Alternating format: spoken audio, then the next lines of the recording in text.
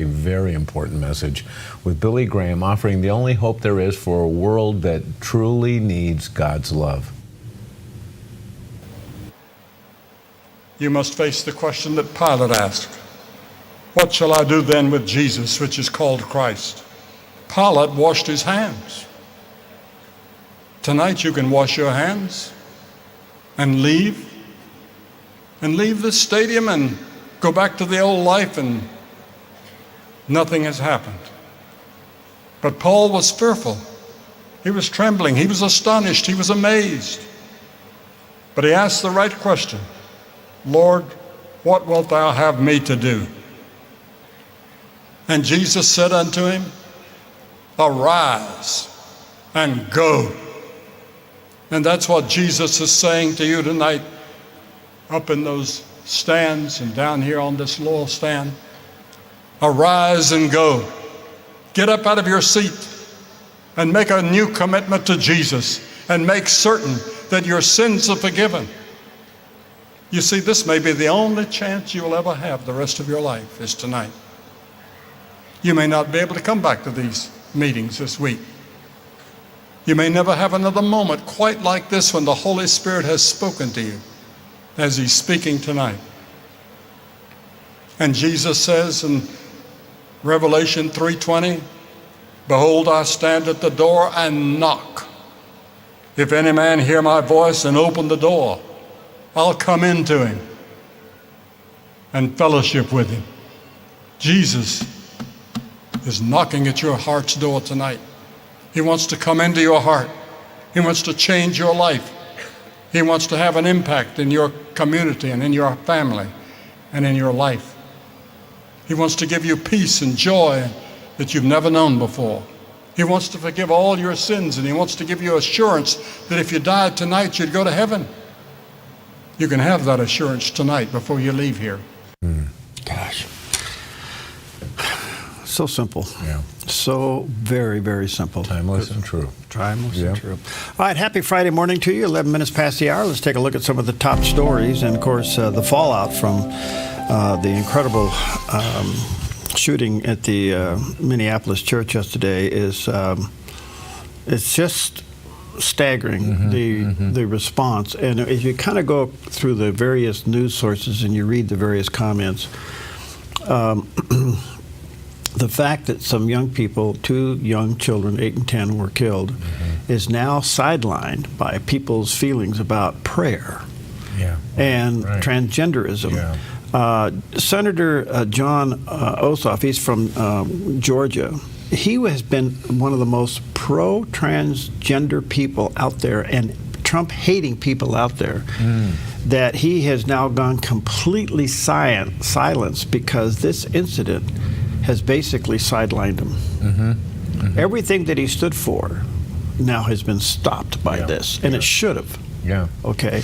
The other story that really upsets me is that, and thank God for the Minnesota Bishop Robert Barron finally pushed back, but the mayor of the city where this happened basically said, don't say this is about thoughts and prayers after a gunman killed 2 children.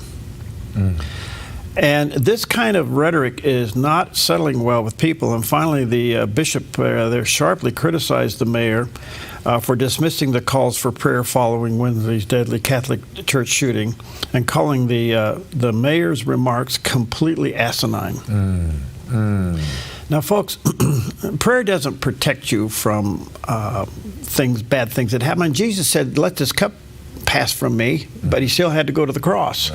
And so the point being is that the power of prayer works in mysterious ways, but to rebuke and criticize prayer in the middle of this and children killed while they were praying, basically what they're saying, what good was it if they were praying and they still got shot? I'm going, you have got to be kidding me. And this is now echoing through the liberal press out there as some kind of a justification that the shooter that wasn't an issue. Now what we're finding out is that the manifesto left by this person, that not only did he hate Catholics, he hated President Trump, and apparently he specifically targeted children And he was fighting the fact that he transitioned. Right. He was second guessing. He had second guessing what was going on here. Exactly. All of this is now in the manifesto, and you kind of go, well, duh. Well, and it creates problems for the press with a couple conflicting narratives. Okay, and the first one is that they have to use proper pronouns, and they're besides themselves trying to figure out what to call this person. Jake Tapper went on the air and basically lectured viewers on that this is a she. Well, it's unfortunate because that conflicts with another narrative that they have, that mass shootings are young, angry white men. Yeah. So they don't know, what to call him, how to identify this. And then you mentioned a good point that this guy was very anti-Trump, but I heard it reported on a news organization that written on the gun was the word Trump. What they didn't say was the other word, kill Trump. They omitted the kill part, and so they, by just loose implication, this was somehow a Trump deal, a Trump supporter deal, but it was exactly the opposite. And again, I think we all realize that the whole thing is just evil. It's evil. Yeah. And isn't it interesting that the tragedy has been eclipsed by the topic you and I are now talking about, and what's being ignored is 2 young children were innocently killed. Yes. Their families devastated. Yeah. Was it 13 or 14 others were injured? Right. There's even stories where some kids threw themselves over the top of other children and took the shotgun blast for them. What I heard. Anyway, this just shows you that evil abounds, and of course the left is calling for gun control. Okay, but here's another thing: were there plenty of warnings of this person in advance of That's this? a huge question and very relevant. And if there is plenty of warnings in advance of this, why weren't they? Right. Yeah, Okay. apparently there were things posted on YouTube and other social media outlets. So Yeah. I don't know. Okay. Well, our thoughts and prayers with the families, and these families, this church, this community is forever devastated and changed. Yeah. A flower left at a fence only is there for so long, but not the hole in somebody's heart. So we'll keep an eye on that for you. All right, the other story is President Putin is not being a nice guy. He's still lobbing bombs and things and missiles into Ukraine. He's even hit a couple of American sites inside of Ukraine. This is damaging talks, to say the least. He's basically talking out of both sides of his mouth. Let's get together while I'm throwing bombs at you. Well, President Trump yesterday has approved $825 million of arms sales to Ukraine, which is about 3,350 ERAM missiles and about 3,300 GPS units. So that's quite an advancement there. But I would say now that it appears to me, I don't have the intelligence, but you cannot trust Putin. Yeah. He's painted himself into his own corner. Yeah. And I think now you have to lower the boom on him, maybe the bomb, but primarily the boom. And what I mean by that is squeeze him from all ends. I don't know what else is. I mean, he's talking about, let's get together, let's talk peace. And all this time he's bombing. Right, right. And so you kind of go, okay, well, who are you? Are you really serious? Yeah, yes. It doesn't appear that he is. It seems to be, right, yeah. Or he's being encouraged by other countries. So those are some of the stories going into this weekend. Thoughts and prayers. We have more coming up. We do have some big fires, one to the south, one big to the northeast here. We'll talk about that. But be careful out there this weekend. It's still hot and dry, okay? So we'll, what do we have to eat today? What did we have to eat today? We had... I don't know. We have some leftover... Do we have something to eat? No, I tell you what, we have some leftover watermelon in it. We do. We have chop suey. Oh, chop suey.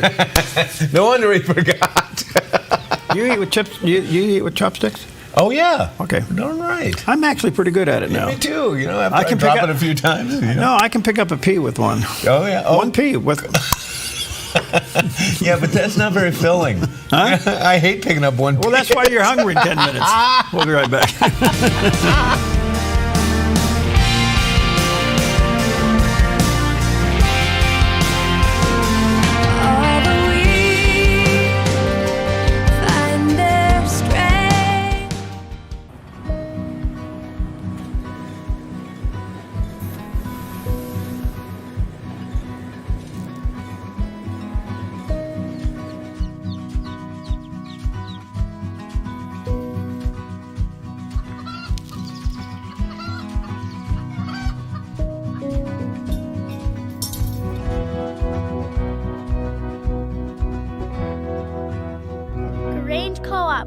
big ideas grow. Get ready, Southern Oregon. The ROC Recovery Center, together with NIC Industries, Southern Oregon Science, Happy Camper, Nick Alexander Films, My Grace Point, and theDove is proud to present the 6th Annual Strong and Courageous Recovery Festival. Join us Saturday, September 6th at Harry and David Ballpark for a powerful day of hope, healing, and community. The action starts at 8 a.m. with an 8-team softball tournament featuring local businesses and recovery agencies. And don't miss the return of the fan favorite Guns N' Hoses game, as Medford and Central Point Police face off with local firefighters in the ultimate battle for the badges. Bring the whole family. Starting at 10 a.m., the Kids Carnival Zone opens with pony rides, a petting zoo, face painting, carnival booths, and of course, great food. All proceeds support recovery services at the Rock Recovery Center. For more information, call 541-200-3000 or visit rockrecoverycenter.org. My kid just landed in the helicopter. I don't know why I'm here. I don't know how bad this is. I don't even know if she's alive. Nobody was telling us anything, which it's like almost like no one wanted to say it. I was just stunned, like all these people are here for my daughter. And then, there's a part of me that thought like, well, God has to hear that, right? Like maybe he didn't hear me, but he had to hear all these people. Friday on the 700 Club, right here on theDove TV. How y'all doing out there? Happy Friday to you. All right. Well, let me give you a couple of backyard updates. We have a couple of fires here in our region that are quite alarming. The Dillon fire, which is to the south of us here, is now estimated to be about 3,340 acres, with containment still standing at 0%. The California State Highway 96 is currently open to one-way control traffic. This will be to the southwest of Happy Camp down in that area. And a lot of the airplanes out of the airport, right out our back door here, are flying on that fire. And the problem with that one, well, first of all, it's a fire. Secondly, is it's the terrain. It's a tough one to fight. Yeah. So they're doing that one. So that one's going on, and that will be through the weekend. The bigger fire is to the northeast of us here. It's called the Flat Fire, and this fire is roughly 2 miles or so northeast of Sisters, Oregon. It's stuck at 7% containment. It's now up to 23,000 acres, and home number 5 was lost yesterday afternoon. So in that fire, 5 homes have been lost. They're working hard to detour the fire from about 800 homes. It's still quite a few people are in must-go evacuation notices. From the Northwest Coordination Center said that the fire threatens more than 2,000 homes over 900 structures as of late yesterday afternoon. So they're trying to get the line around those areas obviously protected. But so both of those fires are still raging. The Flat Fire only 7 to 8% contained, and the Dillon Fire still 0% contained. Fortunately, the weather is heading in the right direction, so that will help. The days are shorter. That means it gets cooler faster. That will all help. The winds are always a factor. We're kind of in between those two fires, and so we are really at the mercy of the winds. Yes, we are. And so that's kind of what's going on there. So, what kind of assets we have out here this morning? Have you checked? Do we have any planes out here? I didn't look. It was dark. Okay. Yeah. But I should walk out there, maybe get Panther and walk out there. But it's...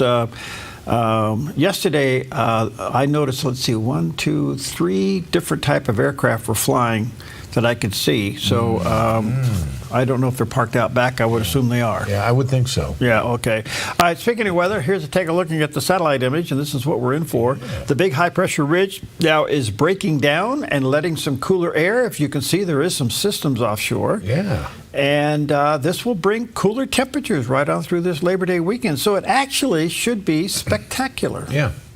Yep. So we'll keep an eye on that. It's really pretty nice. Yeah, it should be a nice weekend to go fishing. All right. Anyway, well, here's one of our favorites. Liz Peek joined Fox Business's Stuart Varney, and he asked her if the country is getting tired of watching the Trump show. Well, they don't have to tune in, Stuart, but really, what is the Trump show? What was that press conference all about? It's about the fact that this guy is indefatigable. It isn't just that he has press conferences that go on for 3+ hours. It's that he's tackling all those issues that are raised. I'd say the only thing that wasn't on his plate was basically Taylor Swift's engagement. But other than that, he has his hand in so many activities, programs, and policies right now. I don't know how he keeps up with it. I mean, I think it's really incredible. They used to talk about Joe Biden's energy. President Trump's energy is extraordinary. By the way, that's the media, of course, was negative about everything he does.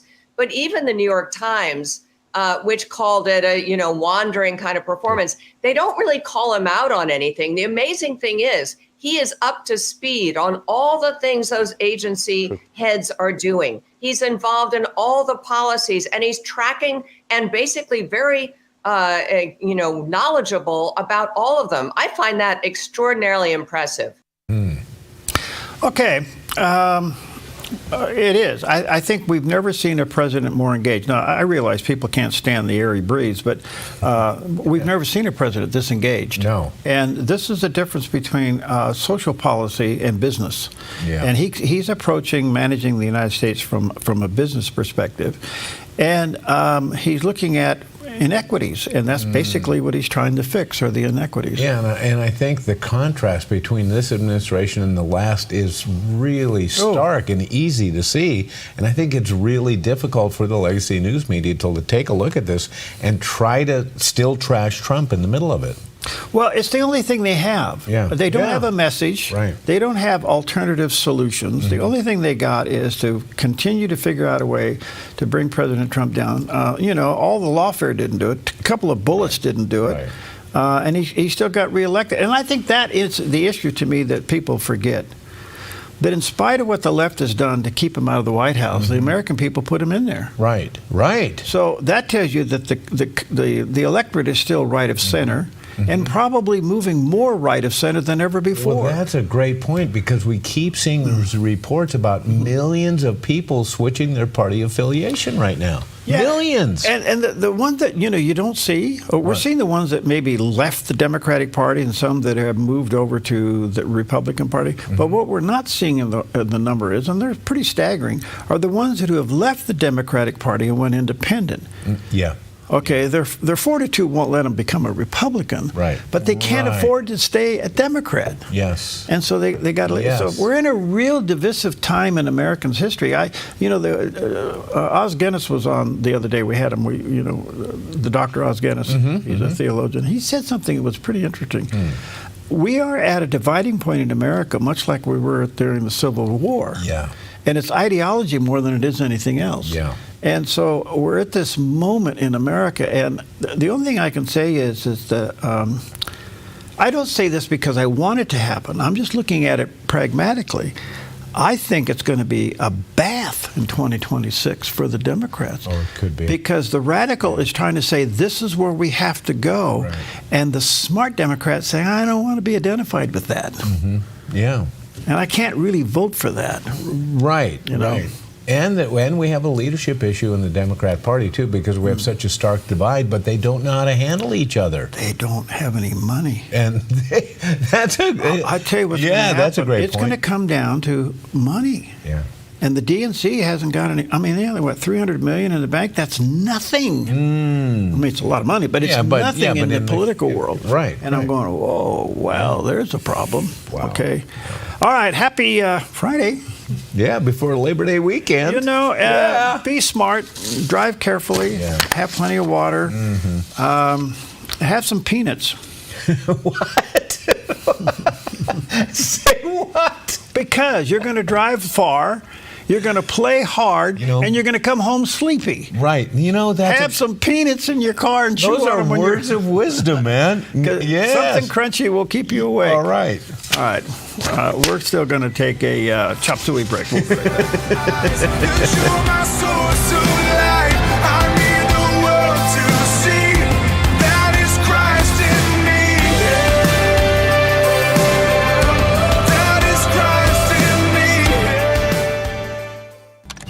Black Flag Flag Armory offers top brand affordable rifles, shotguns, handguns, and gear. We also offer an array of classes emphasizing safety, self-defense, and accuracy. We strive to provide the absolute best possible experience when buying a firearm. Family friendly for every skill level. Black Flag Armory in Medford and Grants Pass. Online at blackflagarms.com or 541-499-0779. 541-499-0779.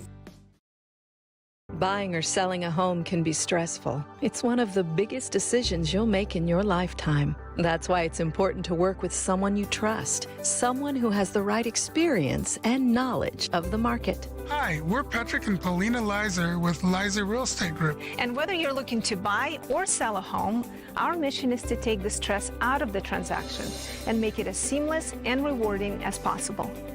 Contact us today. We look forward to working with you. Welcome home to the Dove, an encouraging place, an informative place, a safe network for your entire family, offering hope. Welcome home. The Dove's mission is to be a beacon of truth, providing authentic faith-based content to those seeking Christ and those faithful, from a who's who of respected Christian teachers. Welcome home to the Dove. The Dove Network, broadcasting and streaming reliable, trustworthy news, information, and talk. Featuring Mornings on the Dove, Focus Today, CBN News, and other current affairs programming to stay connected. The Dove Network, a trusted friend, enriching your faith with reliable, inspiring content and spiritual resources that will change your life forever.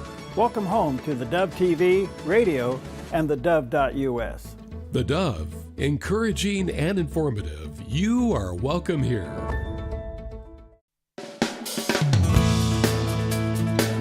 All right, good morning, good morning, good morning. Happy Friday as we go into the Labor Day weekend, the last official fling of summer. Yeah. Summer doesn't actually end for several more weeks. Right. But in our head and brain, we call this is it. Yeah, as soon as kids go back to school, it is, we bag it. I have to tell you, though, the leaves are turning fast. Yeah. You know, and so things are happening out there. The grapes are coming on strong. The peaches are there. Mm-hmm. And the pears, of course, we're like the pear capital of the world. Yeah. Pears everywhere, and they're coming on, the various varieties of pears. And so it won't be long now, probably in the next several weeks, we'll start seeing the harvesting of the pears. Mm-hmm. And some people are getting 3 and 4 cuts of their hay this year. Yeah. You know, and there's 2 places I drive past when I go home that do quality hay. Uh-huh. They're on their 3rd cut. Really? I mean, this is the expensive stuff. Yeah. You know, and they're on their 3rd cut. So well, it's been a pretty good year. Just cutting weeds. Oh yeah. Yeah. We call that ground cover. Yeah. Yes, okay. Yeah. All right. Let's check in with CBN News Watch. This is CBN News Watch. It is Friday, August 29th. I want to begin this half hour in Israel, where the military has declared Gaza City a, quote, dangerous combat zone, and it will no longer stop the fighting during the day to allow aid into the area. The news comes as the military also announced the recovery of 2 hostages' bodies inside Gaza. And France, the United Kingdom, and Germany are preparing to reimpose sanctions on Iran because of its nuclear violations. Chris Mitchell brings us the story now, reporting on these developments from Jerusalem. Ilan Weiss's body has been returned to Israel. The name of the other hostage has not yet been released, pending forensic examination. Weiss served as the deputy head of the emergency response team in Kibbutz Be'eri and kidnapped on October 7th. As the IDF continues its assault on the Hamas stronghold in Gaza City, it announced it's suspending midday tactical pauses for humanitarian aid there, calling it a dangerous combat zone. The pauses will continue in other parts of Gaza. On the international front, France, the UK, and Germany began a process on Thursday to reimpose snapback sanctions on Iran because of its nuclear violations. The 3 countries accuse Iran of violating the 2015 nuclear deal. The move starts a 30-day period of negotiations before the sanctions begin, which would affect banking, travel, arms sales, and Iran's ballistic missile program. Iran said it's ready to resume fair negotiations, but also threatened to retaliate. We have told them if this happens, the pathway we have opened with the IAEA will be completely affected and will likely be stopped. The announcement dropped Iran's currency to a near record low. The rising dollar rate is having a serious impact on our lives as young people. Given the current state of the job market and overall livelihoods, our hopes have taken a hit. U.S. Secretary of State Marco Rubio backed the move and urged Iran to resolve the issue. In Yemen, media reports indicate that an Israeli strike on Thursday killed the Houthis' prime minister. A separate attack reportedly targeted at least 10 senior Houthi ministers. The Israeli operation follows weeks of ballistic missile attacks by the Houthis that sent millions of Israelis to bomb shelters. In Jerusalem, U.S. Senator Lindsey Graham met with Israeli Prime Minister Benjamin Netanyahu and the head of the World Food Program, Cindy McCain. There was an honest exchange between the World Food Program and COVAC and the IDF about what we can do together to improve delivery of food that goes to the Palestinian people, not to Hamas. As to the idea that Israel has tried to starve the people in Gaza as a tool of war, I firmly and completely reject that. The IDF announced the construction of more distribution centers inside Gaza. This is just a part of the humanitarian effort the IDF and Israel are doing in the Gaza Strip. Airdrops, trucks going into different parts of Gaza, and distribution centers. We have said multiple times there's no limit on the amount of aid that can go into Gaza. And Chris Mitchell joins us now to continue our coverage. So, Chris, Israel has declared Gaza City a, quote, dangerous combat zone. What exactly does that mean? Well, Ephraim, it seems to mean that invasion may be imminent. They're not only declaring a dangerous combat zone, but they're telling people in Gaza to leave by various means. They can do that by phone, by text messages, and especially by these leaflets that they're sending out, telling people where to leave and where to go to. Right now, they're preparing humanitarian aid zones south of Gaza City so people can find a safe haven in the midst of an imminent invasion. It is becoming more dangerous. So the IDF is doing all this to try to protect civilians and trying to minimize putting their own IDF soldiers at risk as well. How does that impact the aid situation in Gaza? Well, what it does temporarily, at least, lifting the special protection to humanitarian groups, it stops these daily pauses for humanitarian aid, all because this is becoming much more of a dangerous area. It's become a war zone, a combat zone. So they're doing this in order to make sure that they can advance the aims of the military operation, while, as I said, trying to get the civilians out of harm's way. Hamas, on the other side, is actually trying to keep those civilians in harm's way so they can use those as human shields. It seems to be exactly the play right now is happening. Israel wants these people to leave. Hamas is wanting them to stay. In the meantime, they're trying to do whatever they can in different parts of Gaza to make sure that they provide humanitarian aid. We have a story today on the Gaza Humanitarian Foundation that's doing just that. Well, so many loose ends. You get so far with these things, and then they don't seem to really complete. Mm-hmm. Yeah. And it just then all of a sudden it's just like it redevelops, refesters itself, and you're back to square one again. Yeah. So we'll see how it goes. All right. Good morning to you. Here's Superman's younger brother. A look at our weather from Grange Co-op. Warm and dry conditions continue moving to the weekend, so today in northern Oregon and southern Washington, mostly sunny with daytime highs in the upper 80s to low 90s for Vancouver, Portland, Wilsonville, and McMinnville. Moving down the Willamette Valley, sunny with daytime highs in the mid-upper 80s from Salem through Albany, Corvallis, and Eugene, with a calm wind becoming west-northwest around 6 miles per hour this afternoon. Sunny with widespread patchy smoke and haze across central Oregon with highs near 92 in Prineville and mid-upper 80s in Bend and Sun River. Over in Boise, Idaho, sunny with patchy smoke and a high near 90. Along the Oregon coast, patchy morning fog, then clearing to mostly sunny with highs near 70 in Coos Bay, 65 in Port Orford, mid-50s in Brookings, and low 60s in Crescent City, California, with a chance of morning drizzle. In southern Oregon, sunny and hot for the Rogue Valley, with daytime highs near 97 for Grants Pass and Medford, near 93 in Ashland, and upper 80s in the Klamath Basin with a light south wind. Into northern California, sunny with a high in the low 90s in Wairika, sunny and hot in Redding with a high near 98 and near 96 in Chico and Sacramento, with a calm wind becoming west-southwest around 6 miles per hour this afternoon. In the Bay Area, patchy fog, then sunny in Santa Rosa with a high in the mid-80s, becoming sunny in mid-80s in Napa, partly sunny in San Francisco, then becoming sunny in near 70, and today in San Jose, becoming sunny and 83. A snapshot of your Friday weather from Grange Co-op.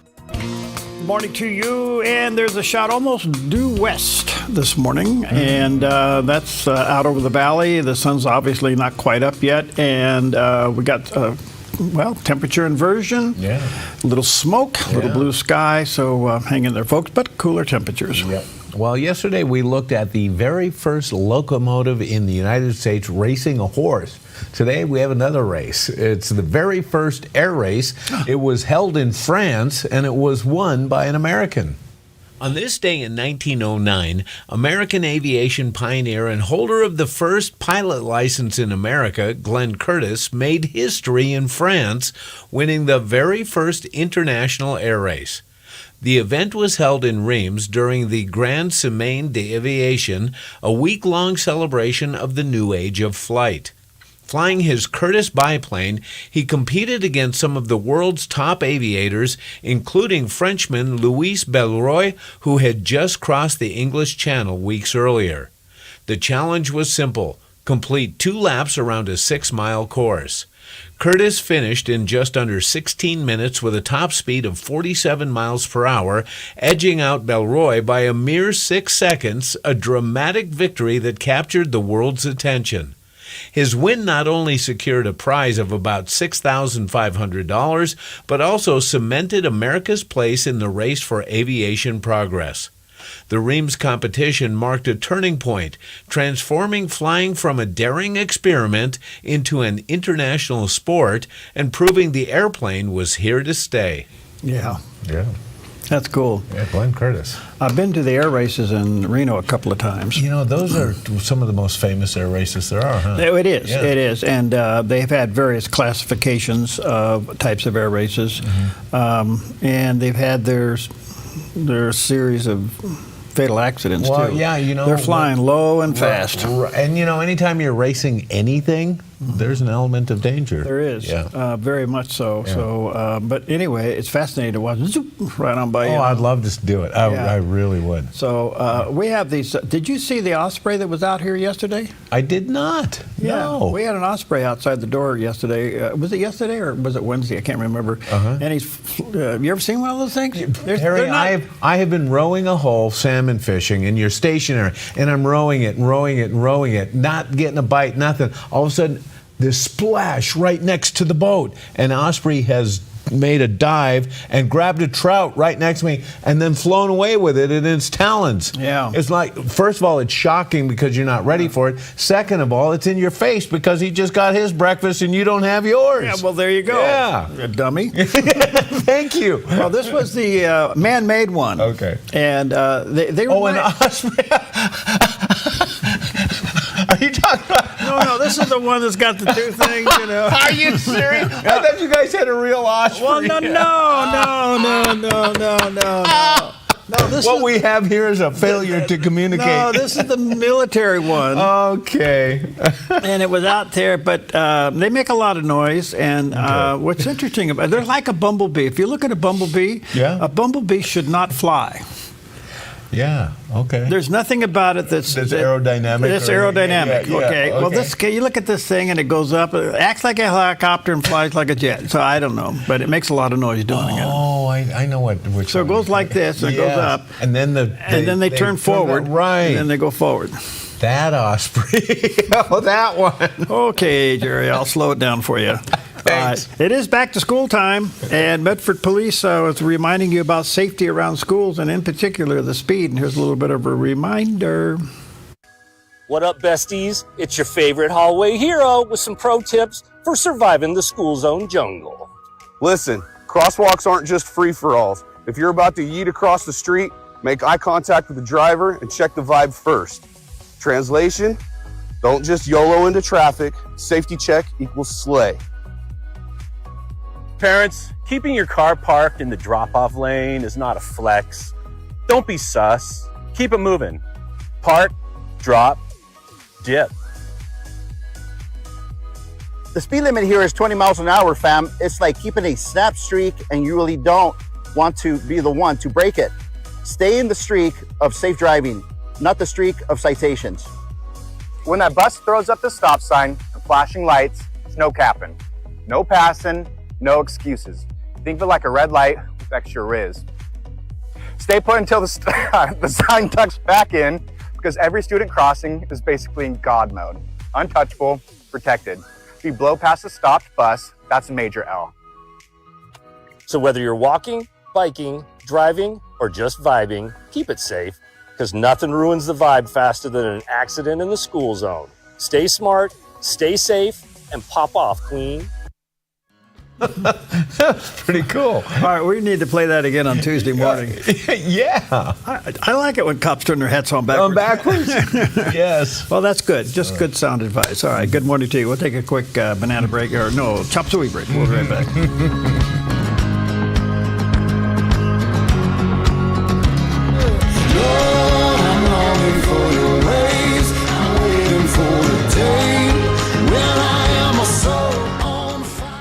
At Hellgate Jetboat Excursions, we salute you. Military Mondays are here. Active duty military guard, reserve, and retired military members get 50% off their ticket price every Monday of the season. It's our way of saying thank you for your service. But heads up, this offer is only valid on Mondays. One discount per reservation and can't be booked online. Call to book your adventure today. Hellgate Jetboat Excursions, where adventure runs wild, and we honor our heroes. Some restrictions apply. Visit hellgate.com for details. We've all enjoyed a real hot summer, and now fire danger is biting at its heels. Flammable blackberries and underbrush will grow like gangbusters and sprout fire danger in no time. A wise property owner knows the best time to take care of fire danger is to extinguish it before it gets started. GMV Forestry, LLC can help you protect your property with adequate firebrush clearing to fireproof a zone around your precious property. With over 35 years experience, GMV Forestry LLC has the knowledge, experience, and all the equipment you need to get the job done right, offering a wide variety of services like mulching, field mowing, snow removal, driveway clearing, ditch cleaning, gravel delivery and spreading, driveway sweeping, logging, and more. GMV Forestry LLC does it all, and they do it right. GMV Forestry LLC, the team you can trust. 541-660-6445. 541-660-6445. In doing 21,000 interviews, you cover multiple topics. Alan Dershowitz, George W. Bush, Rush Limbaugh, David Limbaugh, Franklin Graham, Dr. David Jeremiah, Dr. Dobson, Dr. Alveda King, Sean Hannity, Ronald Reagan. Been quite a ride over these 42 plus years. 21,000 interviews, that's a big milestone. It's huge. Happy Friday to you. 13 minutes before the top of the hour, and I think commerce probably stops in about an hour. Yeah. What little it started today. Yeah. We'll see how it goes. Dinesh D'Souza, we've had him on the program quite a few times. He sat down with PragerU. Well, there's a combination. They talked about the president's approach in bringing peace by using economics, and here's what he had to say. I think Trump's insight here is that flourishing commercial societies don't go to war, because they have too much to lose, and everybody's gaining from business. And so when Trump says something, it seems on the face of it preposterous. He'll say something like, Gaza should be a Riviera. And people go, what? This man's insane. Who would say something like that? But what Trump is really saying is something like this. He's saying, listen, if people spend their whole life thinking about the grievances inflicted on their ancestors, my great grandfather was chased out of Lebanon, or this guy, had a feud against my family going back to 1830, then your society becomes narrow, provincial, vendetta-oriented. But when you have a society like Singapore, where people think about how's my startup going to function? And, how do I sell my products now all over Europe? And how do I get the technology that I need? Then your whole mindset is different. You're just not interested in going and sticking a knife in your neighbor's back. So Trump operates from that model. The model is that let's get everybody, including some of these ancient societies, to have a whiff and a taste and the excitement of seeing their standard of living dramatically improve. And as a result, they won't want to nurse ancient hatreds. With regard to the point about the wars being prevented, I do think that in some ways the model here was set by Reagan, because people give, the great figures of the 20th century, the most consequential are FDR and Reagan. People will say of FDR, well, he got America out of the Depression. Not really true, but he was a key figure in winning World War II. That is true. But with Reagan, you have to go with Margaret Thatcher's description of his legacy, which was he won the Cold War without firing a shot. You had an incredibly dangerous situation with a very aggressive nuclear-tipped adversary, and to pull off a victory in the Cold War with essentially no loss of life, huge achievement. Trump is in that tradition. Trump recognizes that if I can solve a problem and prevent people from being killed, that is a bigger accomplishment than getting into a war, pulverizing the enemy, and winning that way. The bigger victory is the war not made but prevented. Wow. Great assessment. Yeah, very good. And that is true. I mean, Reagan, he basically dollar for dollared them until they couldn't spend any more money, and they collapsed. Yeah. Interesting. Yeah, and it's going to be interesting to see what President Trump does now with Putin lobbing missiles when they're trying to create peace talks in the atmosphere for some kind of a ceasefire, and yet he's still showing that, no, he's in it to kill people and win things. How long do you think Trump's going to take that? Well, obviously, maybe not even much longer than today, because we're seeing more and more arms going over there. Yeah, and that kind of fuels against what Dinesh is just saying, because he's giving Ukraine more tools to fight militarily back. Right.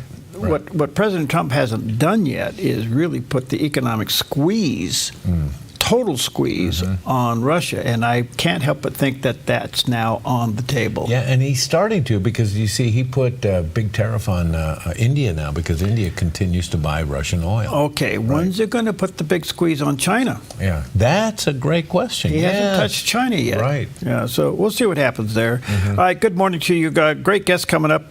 Jim Dorner will get our update live from Washington, D.C. a little bit later on. I'm going to air with you again, because today is the day Oregon goes into a special session. Oh, yeah. And Christine Drazen, who's the House Minority Leader, we had a nice chat with her. I'm going to air that interview again, because you need to know what's coming down in your own backyard today, even though you're packing up your picnic basket and you're getting ready to leave town. Yeah. And I also had State Senator Bruce Starr on, that also spoke to this special session. The question is, will they have enough pushback to not get a deal again, like they didn't get at the end of the session, and force this whole issue of funding the shortfall for ODOT into another category? We'll see. We'll see that. So does that's this all coming. special session remind you of a news dump? We see news dumps on late Friday afternoons because nobody's going to cover it. Nobody cares by that time. And especially not only a news dump on a Friday, but before a 3-day weekend. Well, look, that's obviously what Governor Kotek had in mind. Let's just do this when everybody's upset. Yeah. And hoping that some really won't show. Now, she's also playing on something that you need to understand. A lot of people have already got their Labor Day holiday schedules scheduled. Yes. Okay? Yep. Republicans who are now in the minority, both in the House and the Senate, will say, why bother? I just won't go. Right. Yeah. Okay? Yeah. And they won't show up. Yeah. Okay? Yeah. The Democrats will. Yeah. Because to them, this is their life's blood, is to have more control of your life, and they will show up. Have they been lobbied in the time since they rejected it and Yes. now going back in? Yeah. 93% of the correspondence going into our legislature is saying no taxes. Yeah, okay. Now, think about this. The Democrats that vote for this today will have to campaign to support it when they get up for re-election in 26, including the governor. Tina Kotek, yeah. Yeah. Yeah, So, all right, there good we go. luck on that. Well, we looked at a locomotive race versus a horse. We just looked at the very first airplane race. We know that races are dangerous. Not all of them. Some are not only not dangerous, they're cute, as is the case here with the annual Corgi race. Oh. In Lithuania, Welsh Corgi owners from around Europe came to celebrate the breed and life in general at the annual Corgi race. Held in Vilnius for the 5th time, the Corgi race is about as joyful an event as one could hope to see. And if the cutometer wasn't overloaded during the race event, it was followed by a costume contest. As the gates open, most of the dogs dash down a short green course toward their owners, although some get totally distracted. One dog owner said, "Today is a big day for corgis in all Baltic countries, and every year we are going here to take part in the performance, to run, to join other corgis, and to show how beautiful my corgi is." Edvinas Miskas, the 2025 edition event organizer, said, "It's cherishing the breed of the corgis and it's just celebrating life in general. Dogs are our best friends. They've always been, and this is just a testament to that." That was so good. So do they have runoffs? I don't know. Are they running? They got little legs there. Okay. Well, I wonder what happened to the Queen's corgis. She had like 6 of them. That's right. Yeah. Well, So I wonder if the King Charles has taken them on. I don't know. That's a good question. She had corgis. You ever seen them? You like them? I've seen pictures and stuff. I don't know if I've ever seen one in person. They're cute. They are. They have a tendency to get overweight. Oh, okay. And then there wander. are a couple of them. Yeah, they wander. Yeah. All right. Sometimes they just do their business wherever they want. Oh boy. Yeah. All right, Psalm 118, verse 5 is the scripture for your Friday. Out of my distress I called on the Lord, and guess what? The Lord answered me and set me free. Now, if he can do it for the psalmist, he can certainly do it for you. So out of your distress, call on him today. You may experience a new level of freedom. Hallelujah. All right, we'll be right back.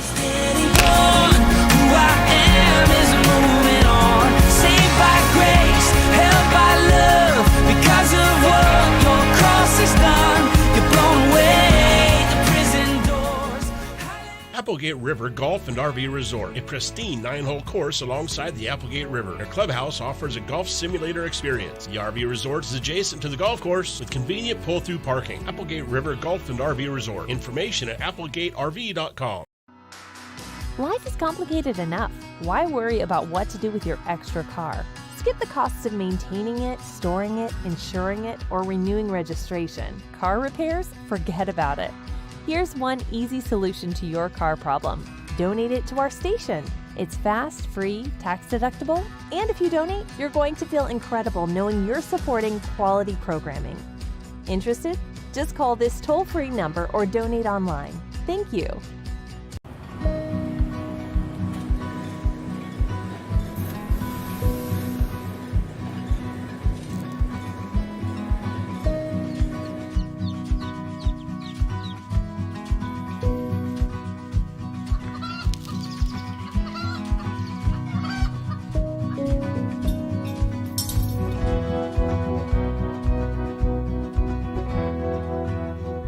Grange Co-op, where big ideas grow. Hey, this is Ed, co-owner of Visiting Angels. To continue to serve our seniors, we need more caregivers with a heart to serve. Our mission statement is honoring the art of giving, which means we honor you, the caregiver. We know it's our people that make Visiting Angels the best in-home care provider and a great place to work. Come be our next amazing caregiver. Give us a call or apply online. At Visiting Angels, we're committed to you because we honor the art of giving. Stewardship begins with the knowledge that nothing belongs to us, but everything belongs to the Lord. This helps us to run a business not in the fear of lack, but in the assurance of His care and provision. Such a perspective eliminates the drive to sell and replaces it with a heart that says serve. This begins with serving our clients and coworkers with integrity and genuine care.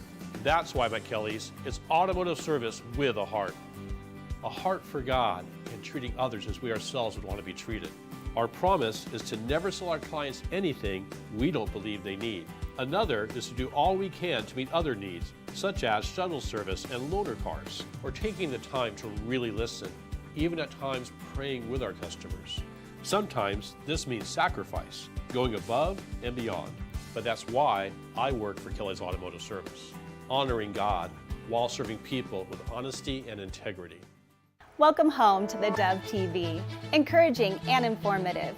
More at thedove.us.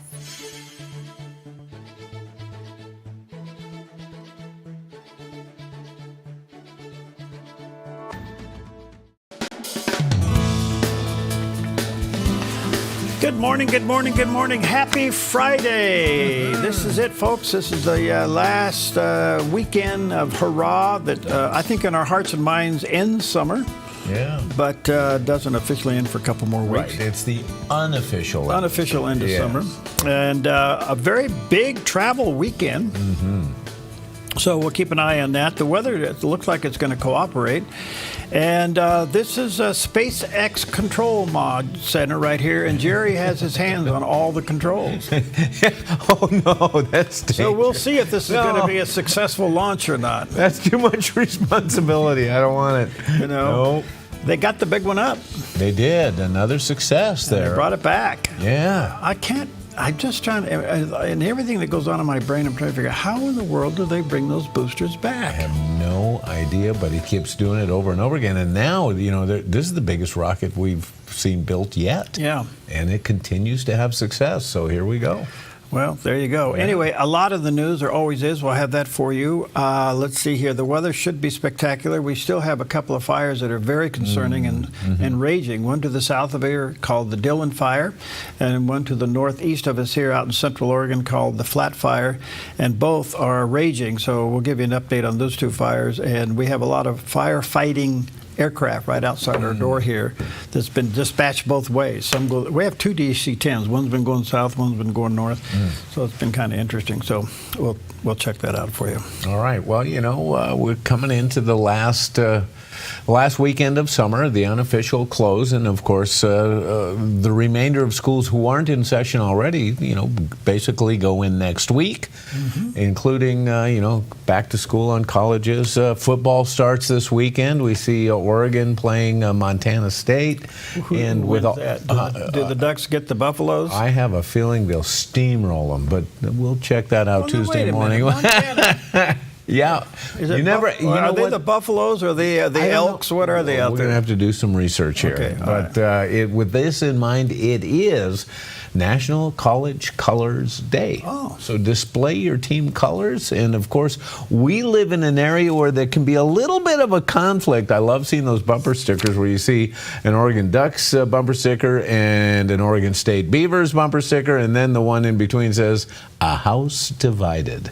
And we have a lot of that goes on around here. And we have SOU right to the south of us. And we have SOU. Yes! That's red and white. Absolutely. So don your colors and support your team and the school of your choice. It's also according to Hoyle Day. Hoyle. It honors the individuals who like rules and regulations in particular situations, and pays tribute to a man named Edmund Hoyle, an Englishman who was thought to be the first technical writer on card games, and especially whist.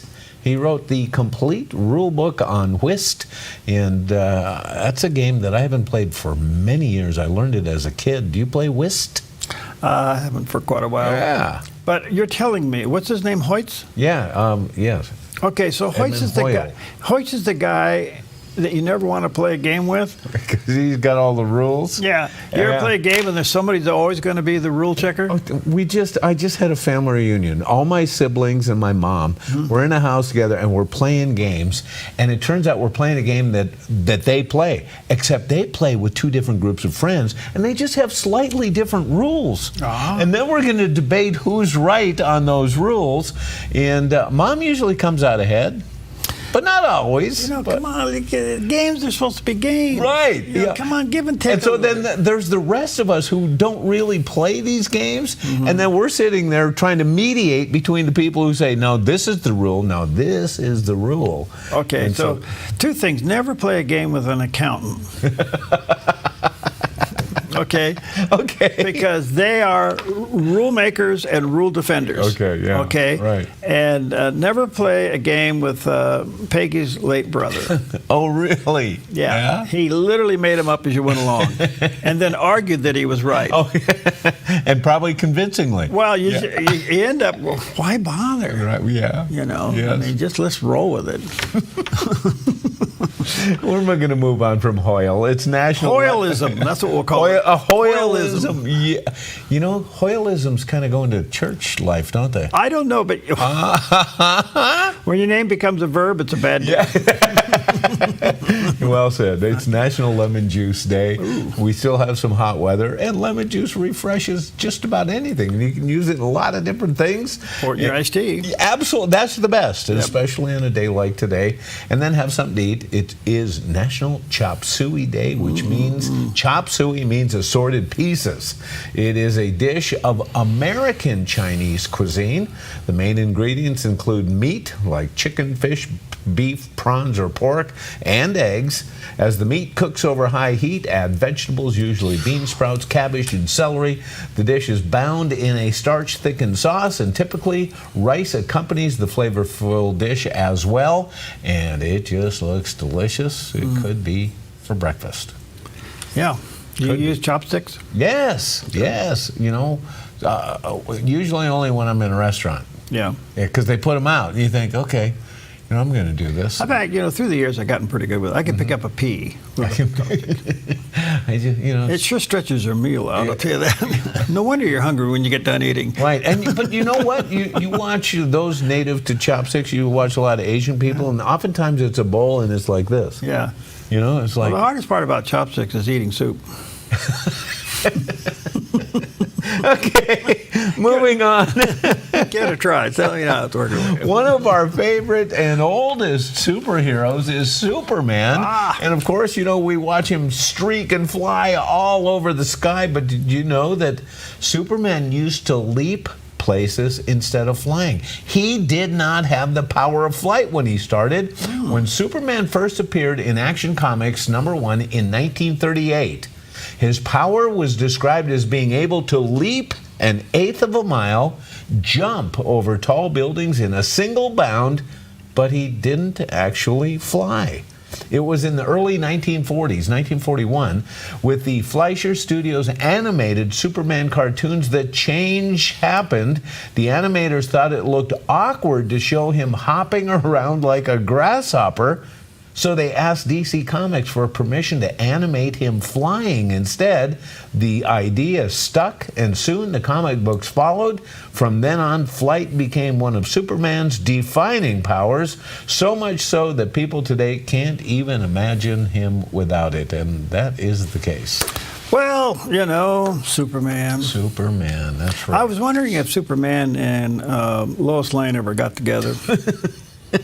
I mean, wasn't it kind of an office romance? It was Clark Kent. Clark Kent and Lois Lane. Lois Lane. Yes. That they never, you'd think when they're at the water cooler, she would have noticed his biceps. Yeah, do you think she went up and said, Clark, you're a little buff as she touches but of course. I don't know. I'm not weighing in on it. And did he ever take his glasses off so she could see him?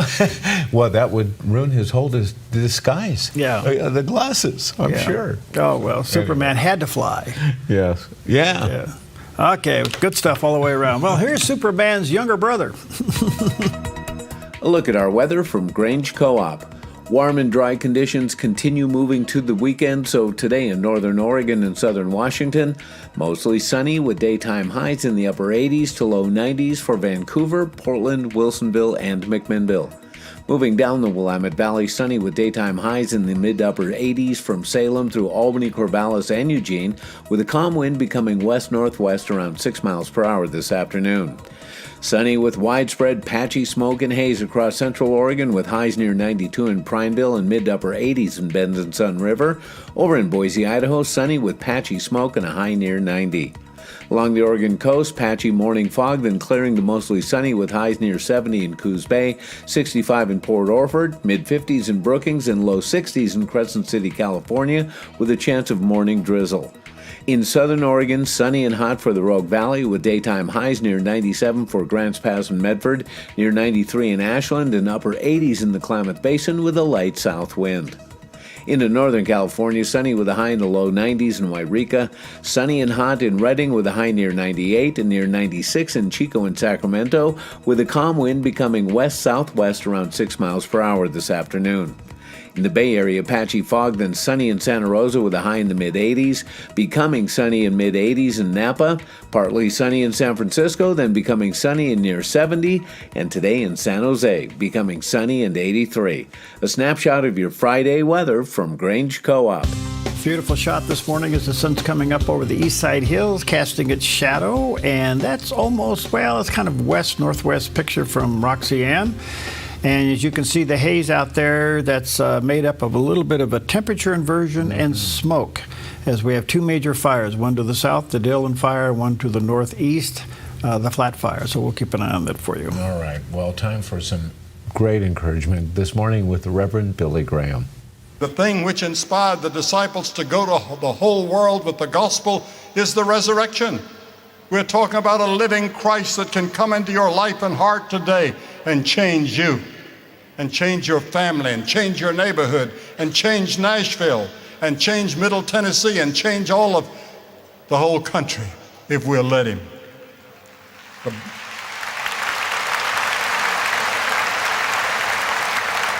The Bible says that if thou shalt confess with thy mouth the Lord Jesus and believe in thine heart that God hath raised him from the dead, we shall be saved. You have to believe that he not only died, but that he rose again.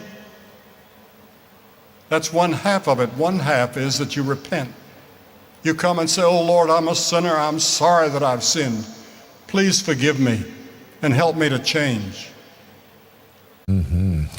Amen. Mm-hmm. Amen. All right, good morning to you. 11 and a half past the hour. Let's take a look at some of the top stories. And the constant response to the horrific shooting in Minneapolis continues to be quite dominant out there as more and more information is coming out about this. But this is an interesting story as the Democratic Senator John Ossoff from Georgia, in his re-election fight for his political life, in a conservative Georgia state, stands out for his silence after the Trump-hating male-identified female murder of schoolchildren in Minnesota on Wednesday. Now, the reason this is such an oddity is that he has been very vocal in being pro-gender and anti-Trump. Mm-hmm. Well, here's this pro-gender, transgender, I should say. Yeah. Well, we find out now that it's a transgender that shot these children who hated Catholics, targeted children, and hated Trump. And the whole narrative here has silenced him and other people who have been so much on the other side. However, the disgusting, disgraceful rhetoric that's coming from other people criticizing prayer just knocks you over. Yeah. Because you kind of go, what? Yeah. And they're being criticized because the children were praying, and they're basically saying, well, so then what good is prayer? And finally, the Minnesota bishop, Catholic bishop there, Robert Barron, finally went after the mayor there in Minneapolis and got after him because he was basically saying, you know, what good is prayer, you know, in all of this? And really, it's quite remarkable. So he went after the mayor and basically said it's asinine for what he's saying and it should be It's just disgusting and disrespectful. So we're seeing a level here of something that we've never seen before. And what's really bothering me about this, even as I make discuss these responses, what's falling through the cracks if families have been ruined. And 2 young children, 8 and 10, have lost their lives. Other children threw themselves on their classmates to protect them from gunfire. 13 are still in the hospital. And we're talking about what the news media's response is and the liberals' response is to this nonsense. It's crazy. It is crazy. And it is a struggle for them, though, when you look at it, because they have 2 conflicting narratives going on here. And that is, obviously, there's support for transgenderism. And then you have the other side where mass shootings, in their opinions, really are angry white males. And so they don't know how to identify this person, and they're struggling going back and forth. But it's just sad that politics have gotten involved in this, period. It's just a sad state. It is. It's sad. Let me just say, as we go into this weekend, you got this entire community is forever rocked. They'll never get over this. This is going to last long beyond some flowers left at a fence or next to the sign of the church. Were signs missed in this thing? We don't know, and that's a good question. I do think that part of the argument here that we need to take a look at is if there were signs that were not picked up, we need to take a look at this. Absolutely. And part of the narrative here, we now know that one of the reasons that this shooter did what he did, and he spoke about it in the manifesto, and that was he was tired of being the transgender person. He came tired of it and angry of it. And so we got to go back to the very beginning. What in the world are we doing with our children by sowing seeds of confusion in their little hearts? Yeah, Gosh, absolutely. This is crazy. Yep. All right, the other top story is things are not going well with peace talks between Ukraine and Russia as Russia continues to lob missiles over the fence and bombing everything, and this is really setting things back. So the president yesterday responded by an $825 million arms sale to Ukraine, which basically will cover the cost of about 3,300 missiles and 3,300 GPS units. Now, I have no idea where the talks are going to go now. I don't know why President Putin is doing this when everything's on the table to bring this to an end, and he continues to do this. I think he is setting himself up for one of the greatest economic shutdowns we've ever seen. I think you are absolutely right. We'll have to, the only way this is going to be brought about now is for President Trump to put every squeeze that he can economically, and the citizens of Russia are going to suffer like crazy. But it's the best way to fight a war without shooting a gun. So does Putin think, is he playing Trump for a chump? I think so. Yeah, it seems to be, huh? Well, the other thing is, I will say one thing about President Trump. I don't understand. There may be a reason for it. But he's put on sanctions on everybody else that's doing business with Russia, but he hasn't put them on China. Yeah, that's interesting. So in some ways, this thing is putting the president in a corner and it's putting Putin into a corner. So we'll have to take a look and see what happens on that. Drive carefully out there. This is the big weekend. People are going to have a lot of fun. And as I say, have some peanuts in your car. That's a great idea. You know, it's not just about, satisfying your appetite or your hunger pains. It's about... You're going to drive all day. You're going to play all weekend, and you're going to get back in your car tired and drive home. That's when you eat the peanuts because it'll keep you awake. Okay. Hey, savory snacks are really good, but I got to tell you, we just had a long trip, and I was cleaning up in the car the other day. Found all kinds of stuff in Pam's seat. Did you? Yeah, I haven't mentioned it to her. Okay. I don't know if I should. The other one is sunflower seeds. Yeah, they make a really nice mess in your car. They too. do. But they really keep you. Now, don't get the ones that are already been shelled. Okay. Right, because you have to work on it. Yeah, and with that in mind, you know what else is good? And that keeps you awake. Pistachios. Yeah. So those kinds of things keep you awake, and they're crunchy, and it'll keep you awake. And your car will clean up. It will. There's nothing that a vacuum can't solve. Yeah, that's right. So if you find Pam's wedding ring in the vacuum bag. Another one of those wedding ring stories, huh? Yeah. We'll be right back.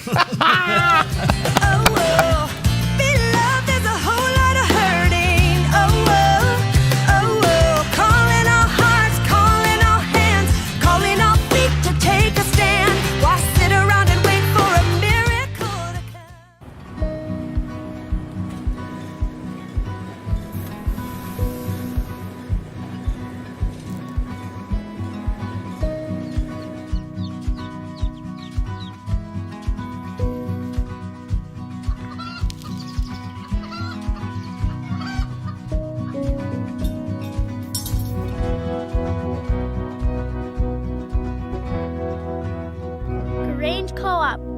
big ideas grow.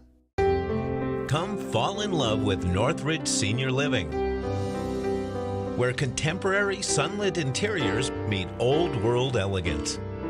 Walk through our lovely hallways and enjoy the fun staff-led activities. Forge lasting friendships with other residents and our exceptional caregivers. Dine in style. Gather near the fireplace under breathtaking chandeliers. Our reasonably priced apartments are spacious with private balconies. Northridge is Christian-owned and operated, pet-friendly, and only 2 blocks from Asante Rogue Regional Medical Center. On-site 24/7 in-home care is available.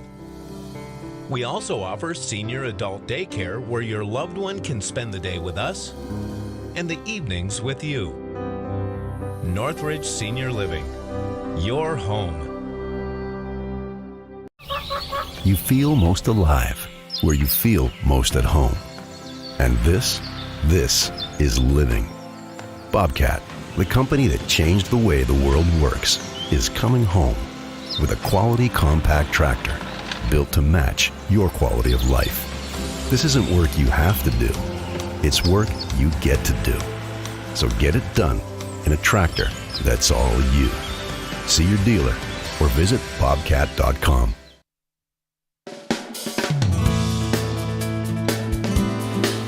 20 minutes past the hour. Good morning to you as we head into this last official hurrah weekend of summer. Be careful out there. For those of us here in the Southern Oregon region, we have a major fire to the south of us. It's called the Dillon Fire. It's there in Siskiyou County, which is kind of like just south of Happy Camp, California.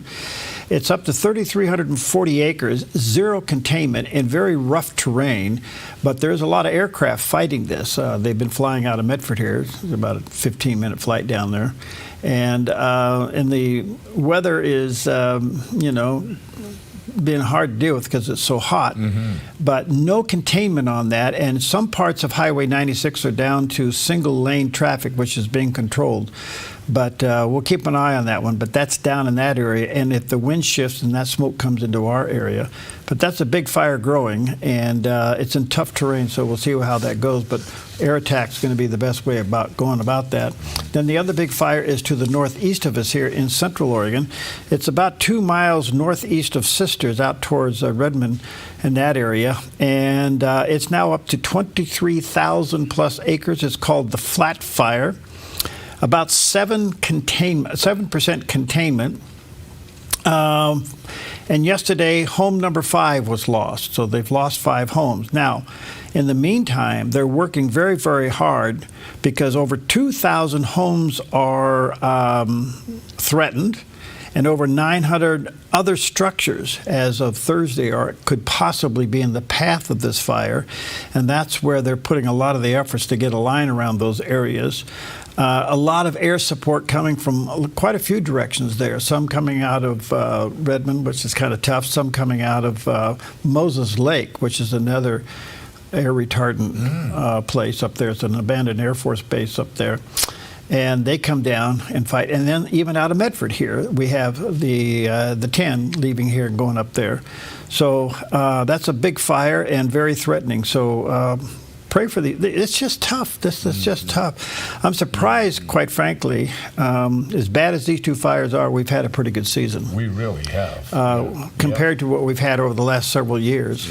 But those are the 2 fire updates. If you don't have Watch Duty as an app, I would highly suggest it. It does give you good information as to where these fires are and what's going on. So, anyway, let's take a look at Wall Street for a Friday. It's been kind of a rock and roll week. And thank you, Preston. Preston has Smart Lawn. And if you're tired of mowing, weeding, fertilizing, talk to him. He'll take care of that problem for you.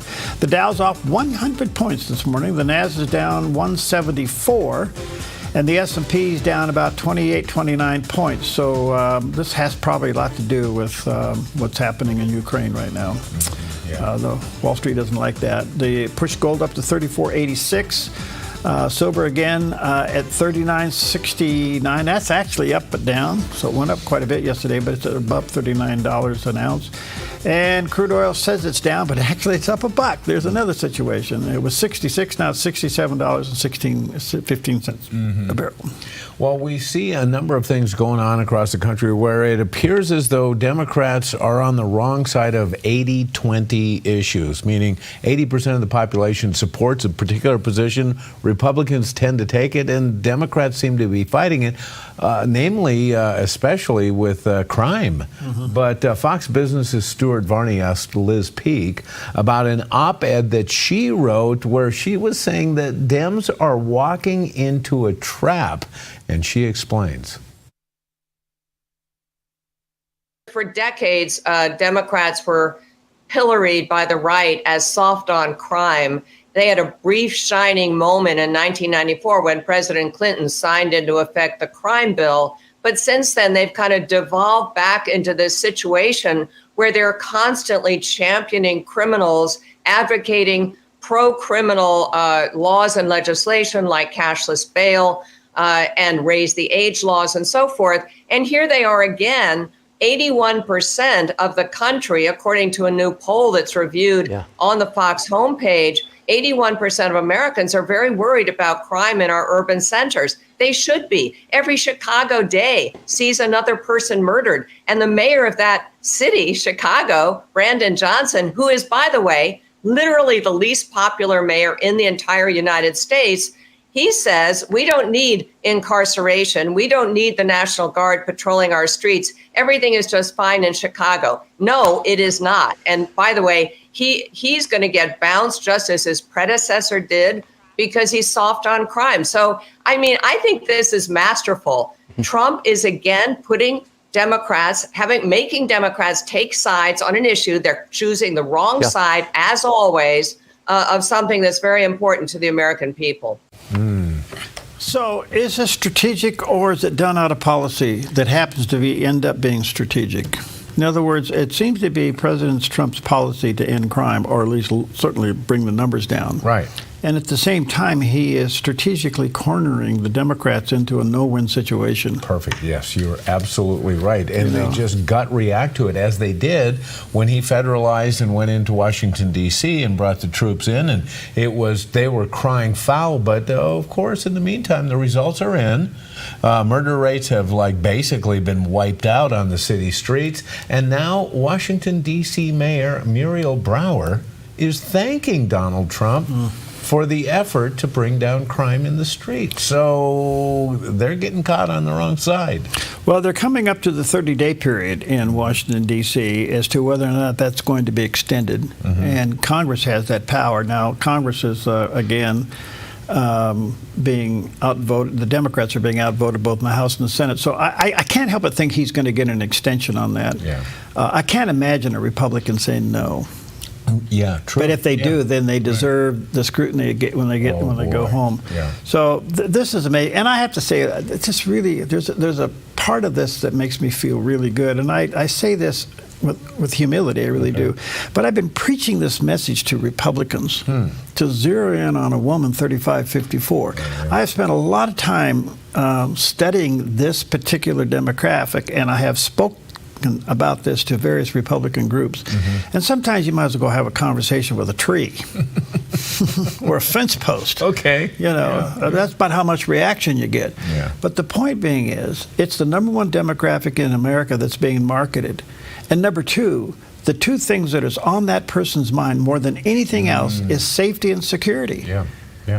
And when he brought the border to a close, that was the demographic that just goes Yahoo, and now he's doing it in the cities, and they're just going, yes. Those women want their children to walk on the streets, knowing that they'll be safe. They can walk home from school and know that they'll be safe. This is going to be a big issue, already is an issue, with voters coming up in 26.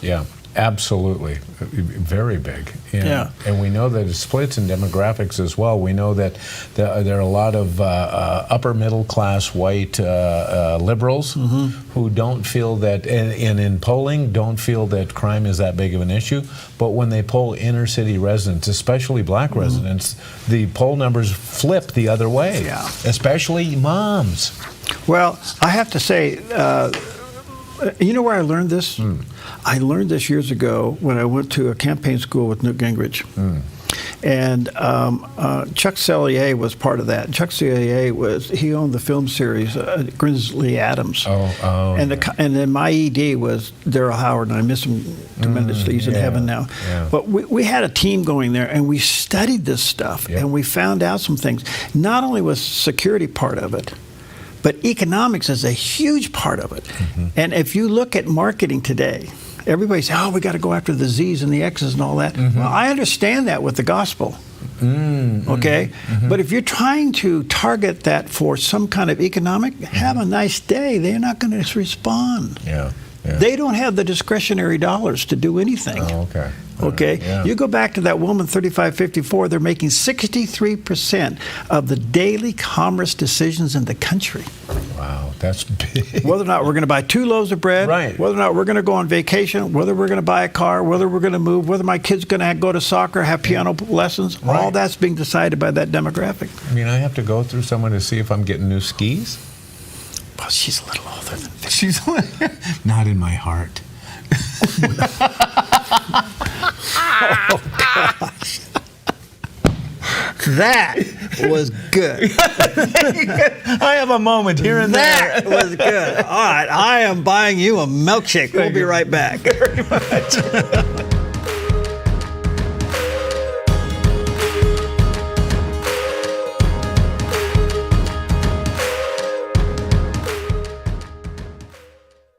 At Sweet Tea Express, we've got you covered. Order at the counter and our friendly service staff will do the rest. Burgers, salads, sandwiches, barbecue platters, sides, and more. Smoked, grilled, and served to perfection.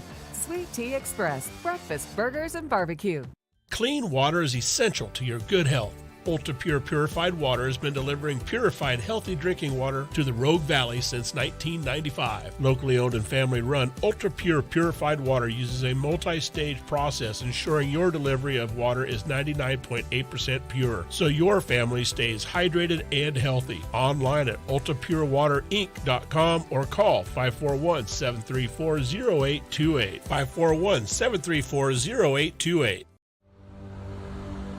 A ministry moment on the Dove. When I was a teenager, I remember I was taken to Johns Hopkins Hospital for surgery. I was frightened at the idea of being paralyzed for the rest of my life. I was only a kid. Well, they pushed my gurney into the old hospital lobby and parked me at the foot of this big statue. I looked up breathless. It was a massive marble figure of Christ with outstretched arms. At its base were the words of Jesus from Matthew 11. Come to me, all you who are weary and burdened, and I will give you rest. That day I was placed directly at the feet of Jesus, and I will never forget the warm embrace of his outstretched arms. I would replay that moment so many times, it became part of my healing. Friend, today, picture yourself at the feet of Christ, because he can lift your burden. A ministry moment on the Dove. At Rogue Hearing in Phoenix, we help you hear life again, clearly and comfortably. From expert hearing tests to custom aids and more, the team at Rogue Hearing delivers care you can trust. Rogue Hearing in Phoenix at the shops at Exit 24. Personalized hearing care right here at home. Okay, welcome back to Jerry Bilden's Whipped Cream Show here. That was classic. We have to put that in the Dove's moments reel. I'm going to show it to Pam over and over again. And you know what was good about that remark? What? There was no space. None. Yeah. No space. Pam, did you realize that? There wasn't a half a second in that. That's right. That was really good. It's true. That was really good. That's the crown moment of the day here. All right, well, let's pause and get serious. Let's check in with CBN Newswatch.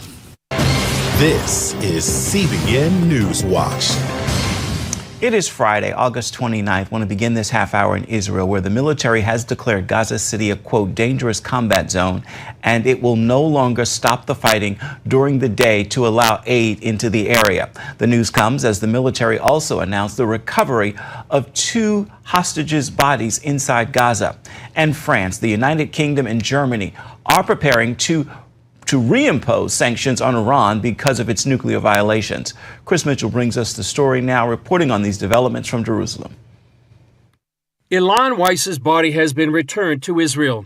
The name of the other hostage has not yet been released pending forensic examination. Weiss served as the deputy head of the emergency response team in Kibbutz Be'eri and kidnapped on October 7th. As the IDF continues its assault on the Hamas stronghold in Gaza City, it announced it's suspending midday tactical pauses for humanitarian aid there, calling it a dangerous combat zone.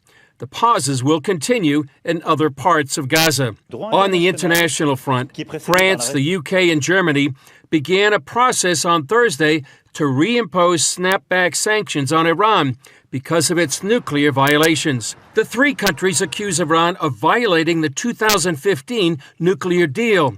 The move starts a 30-day period of negotiations before the sanctions begin, which would affect banking, travel, arms sales, and Iran's ballistic missile program.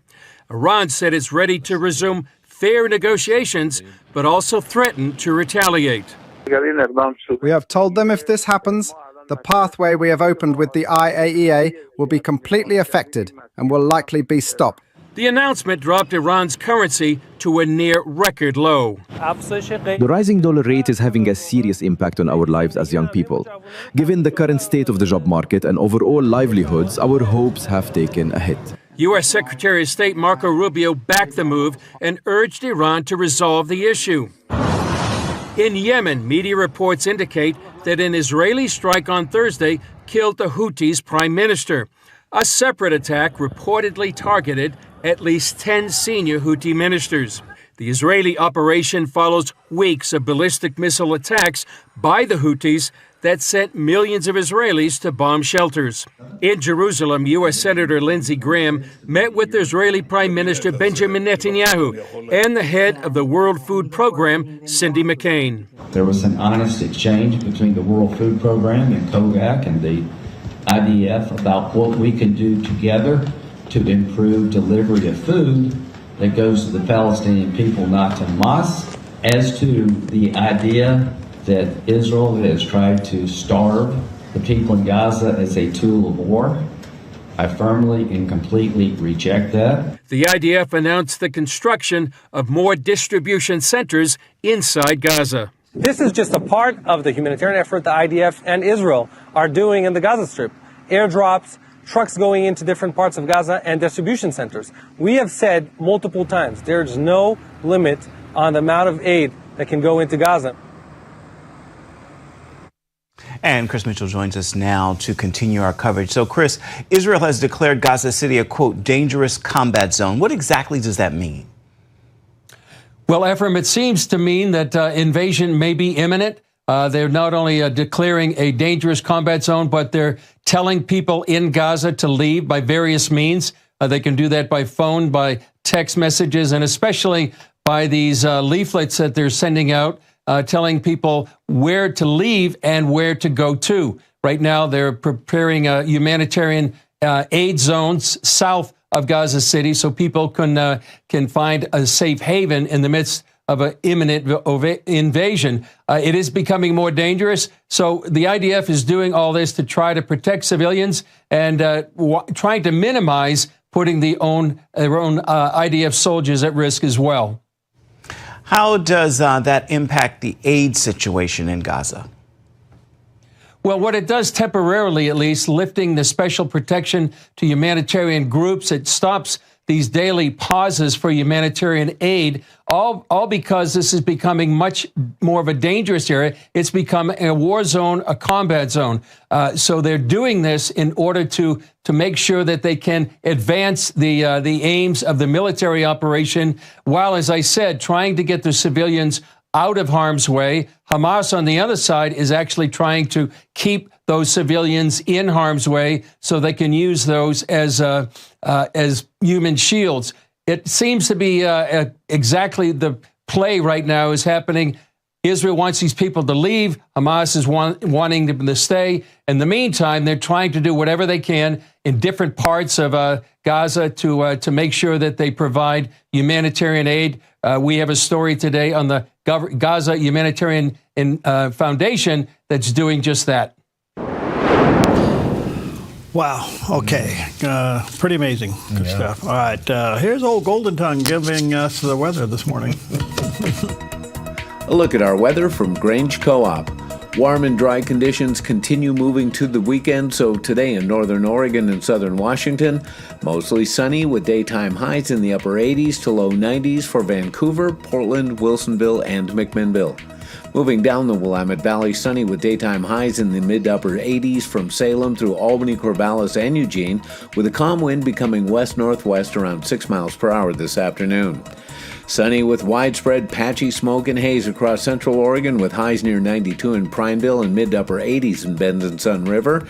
Over in Boise, Idaho, sunny with patchy smoke and a high near 90.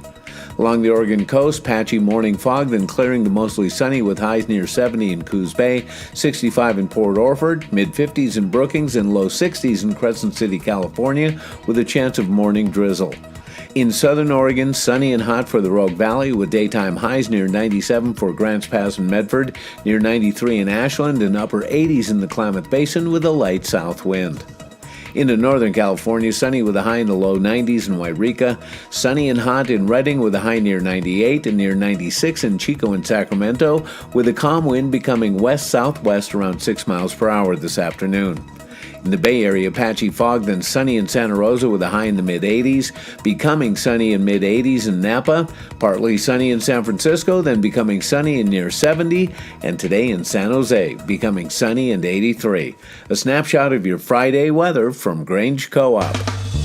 Hi, good morning to you. Shot of the south part of our valley, and you can see the color of dry.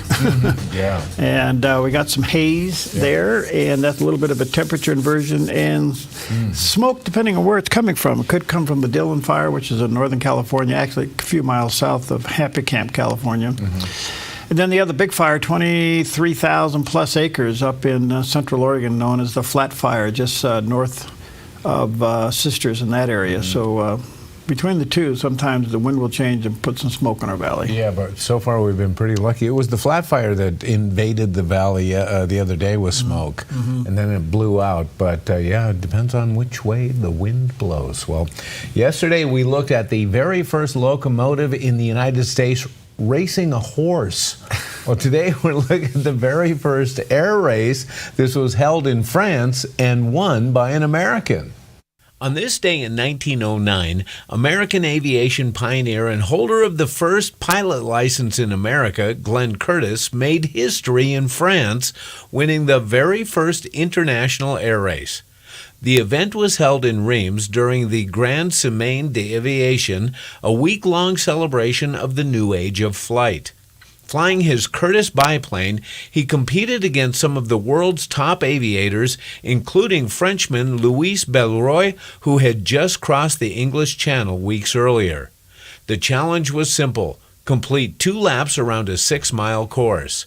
Curtiss finished in just under 16 minutes with a top speed of 47 miles per hour, edging out Belroy by a mere 6 seconds, a dramatic victory that captured the world's attention.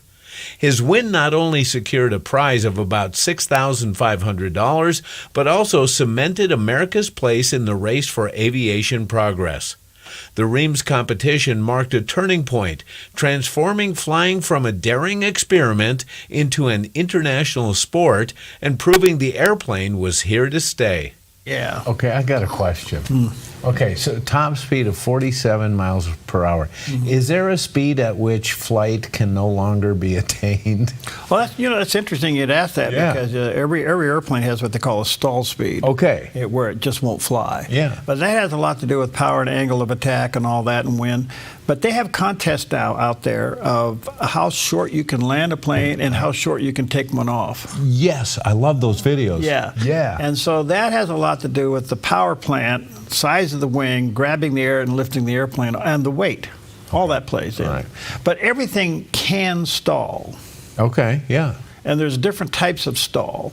And if you've never been in pilot training and stalled an airplane, you don't get that, you don't understand what it is, but it can be pretty funny. Oh, I can imagine, yeah. Right. I remember one time I was flying an Aero Commander. It was called the Shrike. It was a twin-engine Aero Commander. It's a high-wing twin. Okay. And the company I was flying for was thinking about buying this airplane versus the Cessna 310, which we ended up buying. Okay. So part of the test flight of this, we were out flying around with the guy from the factory, and I'm flying this thing, and I'm in my 20s, acting like I'm a hotshot. I was. Yeah, of course. Yeah. So I'm out flying around, and the guy says, "You want to stall it?" And I go, "You're going to stall this thing?" He said, "You want to stall it?" He said, "Yeah." And he said, "But I want when you stall it, put your feet on the ground. Don't put your feet on the pedals." I said, "Well, how am I going to recover?" He said, "Just do it." Okay. So we powered back, and I pulled the airplane up into a stall. And you could feel the stall coming right up the center aisle. You could feel it shaking coming right up the center aisle like that. And when it got to the point, the airplane stalled and it just fell down, and you recovered and away you went. No kidding. Yeah. And I didn't have my feet on the pedals. You won't need your feet on the pedals to recover. Wow. So you trusted.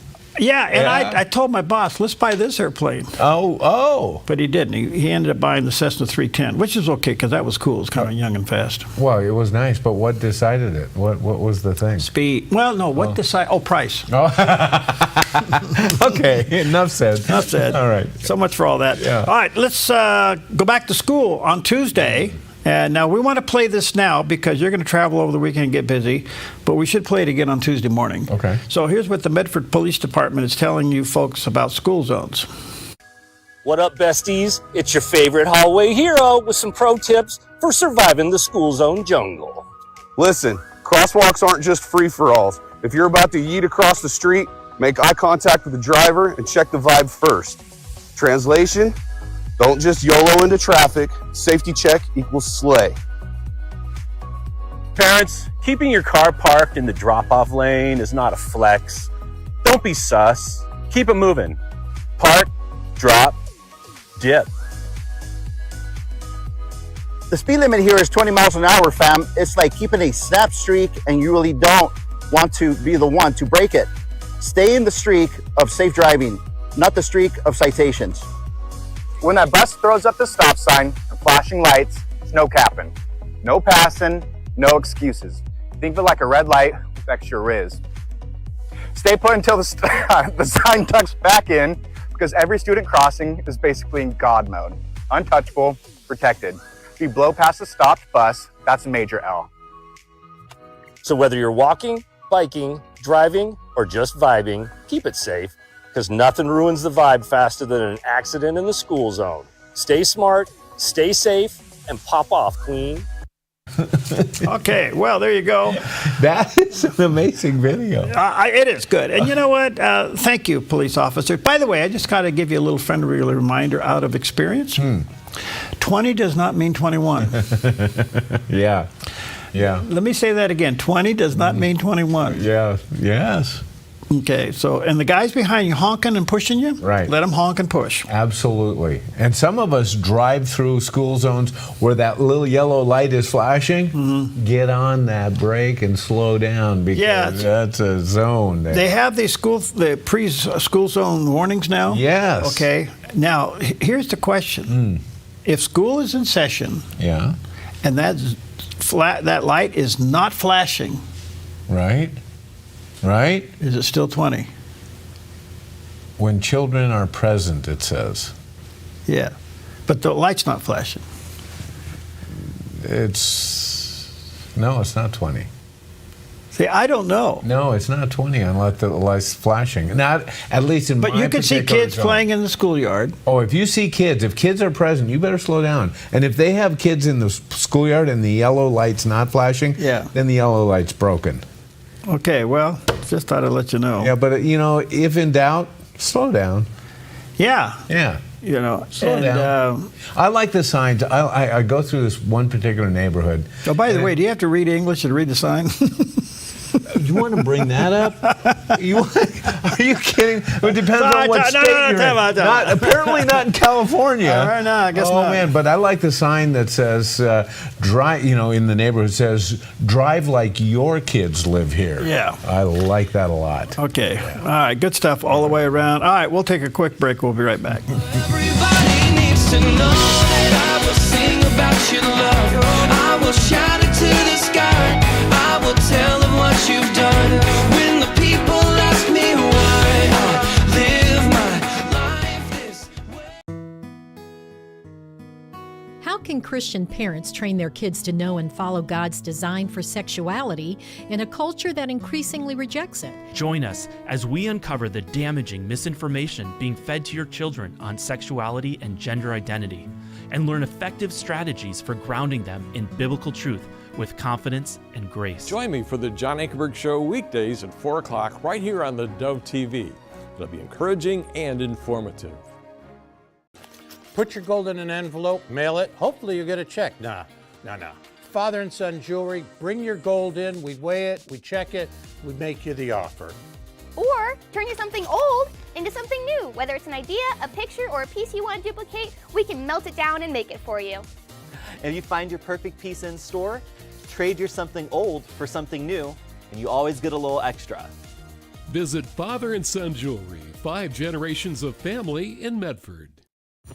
Get ready, Southern Oregon. The ROC Recovery Center, together with NIC Industries, Southern Oregon Signs, Happy Camper, Nick Alexander Films, My Grace Point, and the Dove is proud to present the 6th Annual Strong and Courageous Recovery Festival. Join us Saturday, September 6th at Harry and David Ballpark for a powerful day of hope, healing, and community. The action starts at 8 a.m. with an 8-team softball tournament featuring local businesses and recovery agencies. And don't miss the return of the fan favorite Guns N' Hoses game, as Medford and Central Point Police face off with local firefighters in the ultimate battle for the badges. Bring the whole family. Starting at 10 a.m., the Kids Carnival Zone opens with pony rides, a petting zoo, face painting, carnival booths, and of course, great food. All proceeds support recovery services at the Rock Recovery Center. For more information, call 541-200-3000 or visit rockrecoverycenter.org.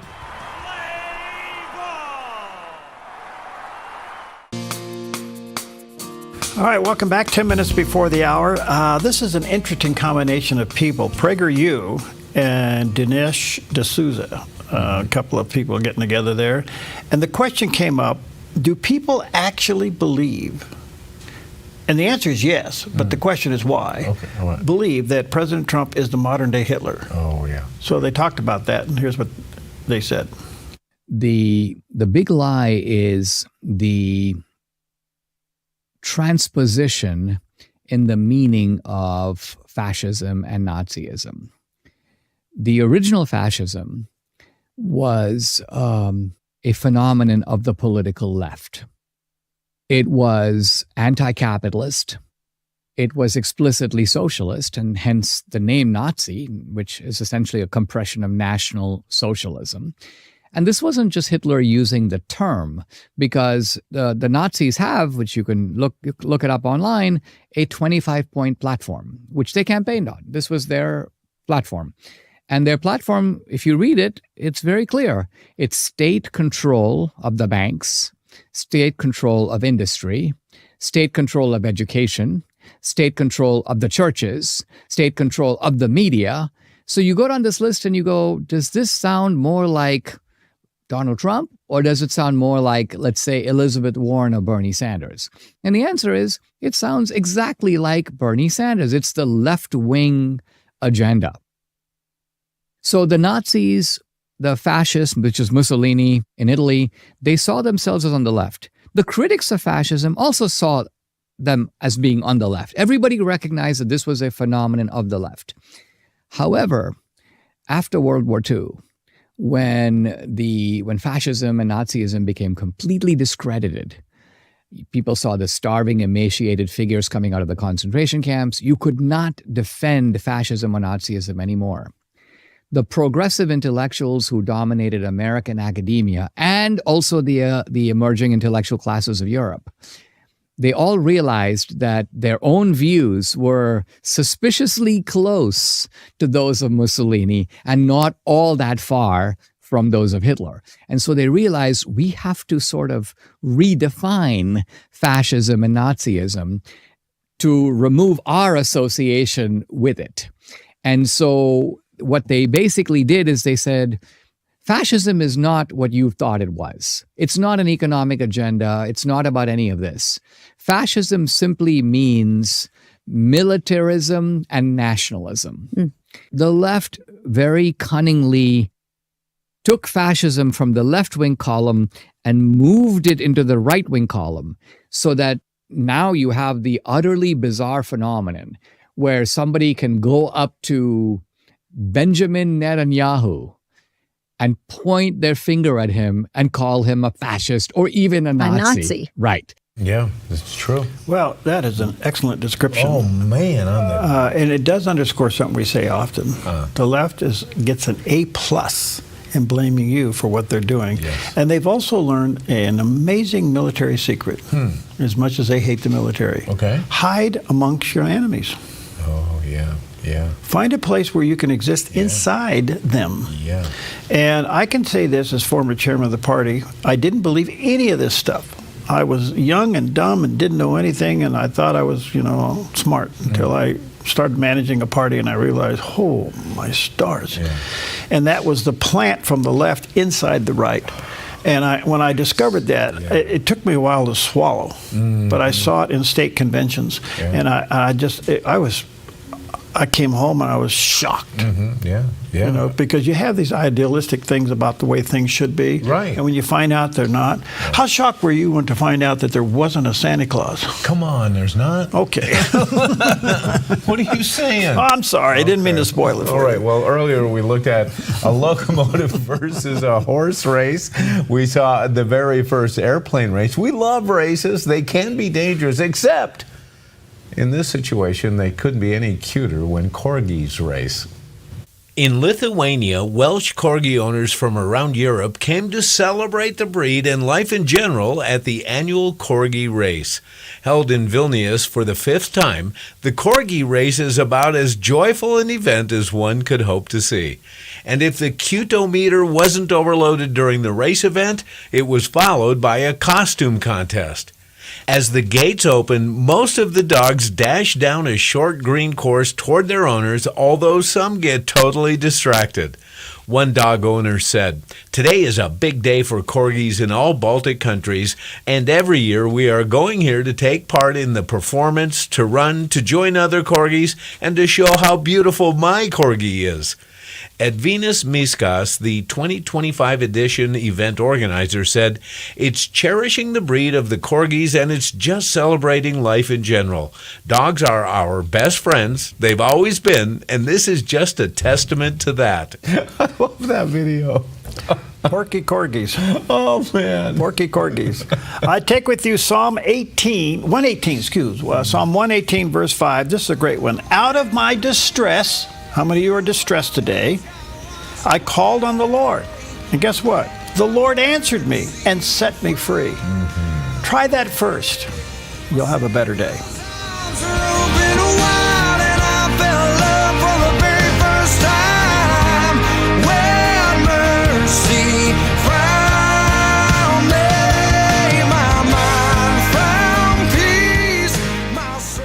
Applegate River Golf and RV Resort, a pristine 9-hole course alongside the Applegate River. Their clubhouse offers a golf simulator experience. The RV Resort is adjacent to the golf course with convenient pull-through parking. Applegate River Golf and RV Resort. Information at applegaterv.com.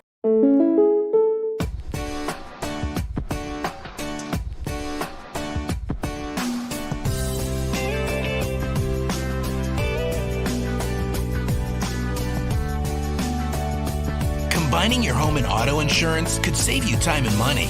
And who doesn't like that? When you want surprisingly great rates on auto, home, and life, call State Farm agent Rory Wold in Medford today. Like a good neighbor, State Farm is there.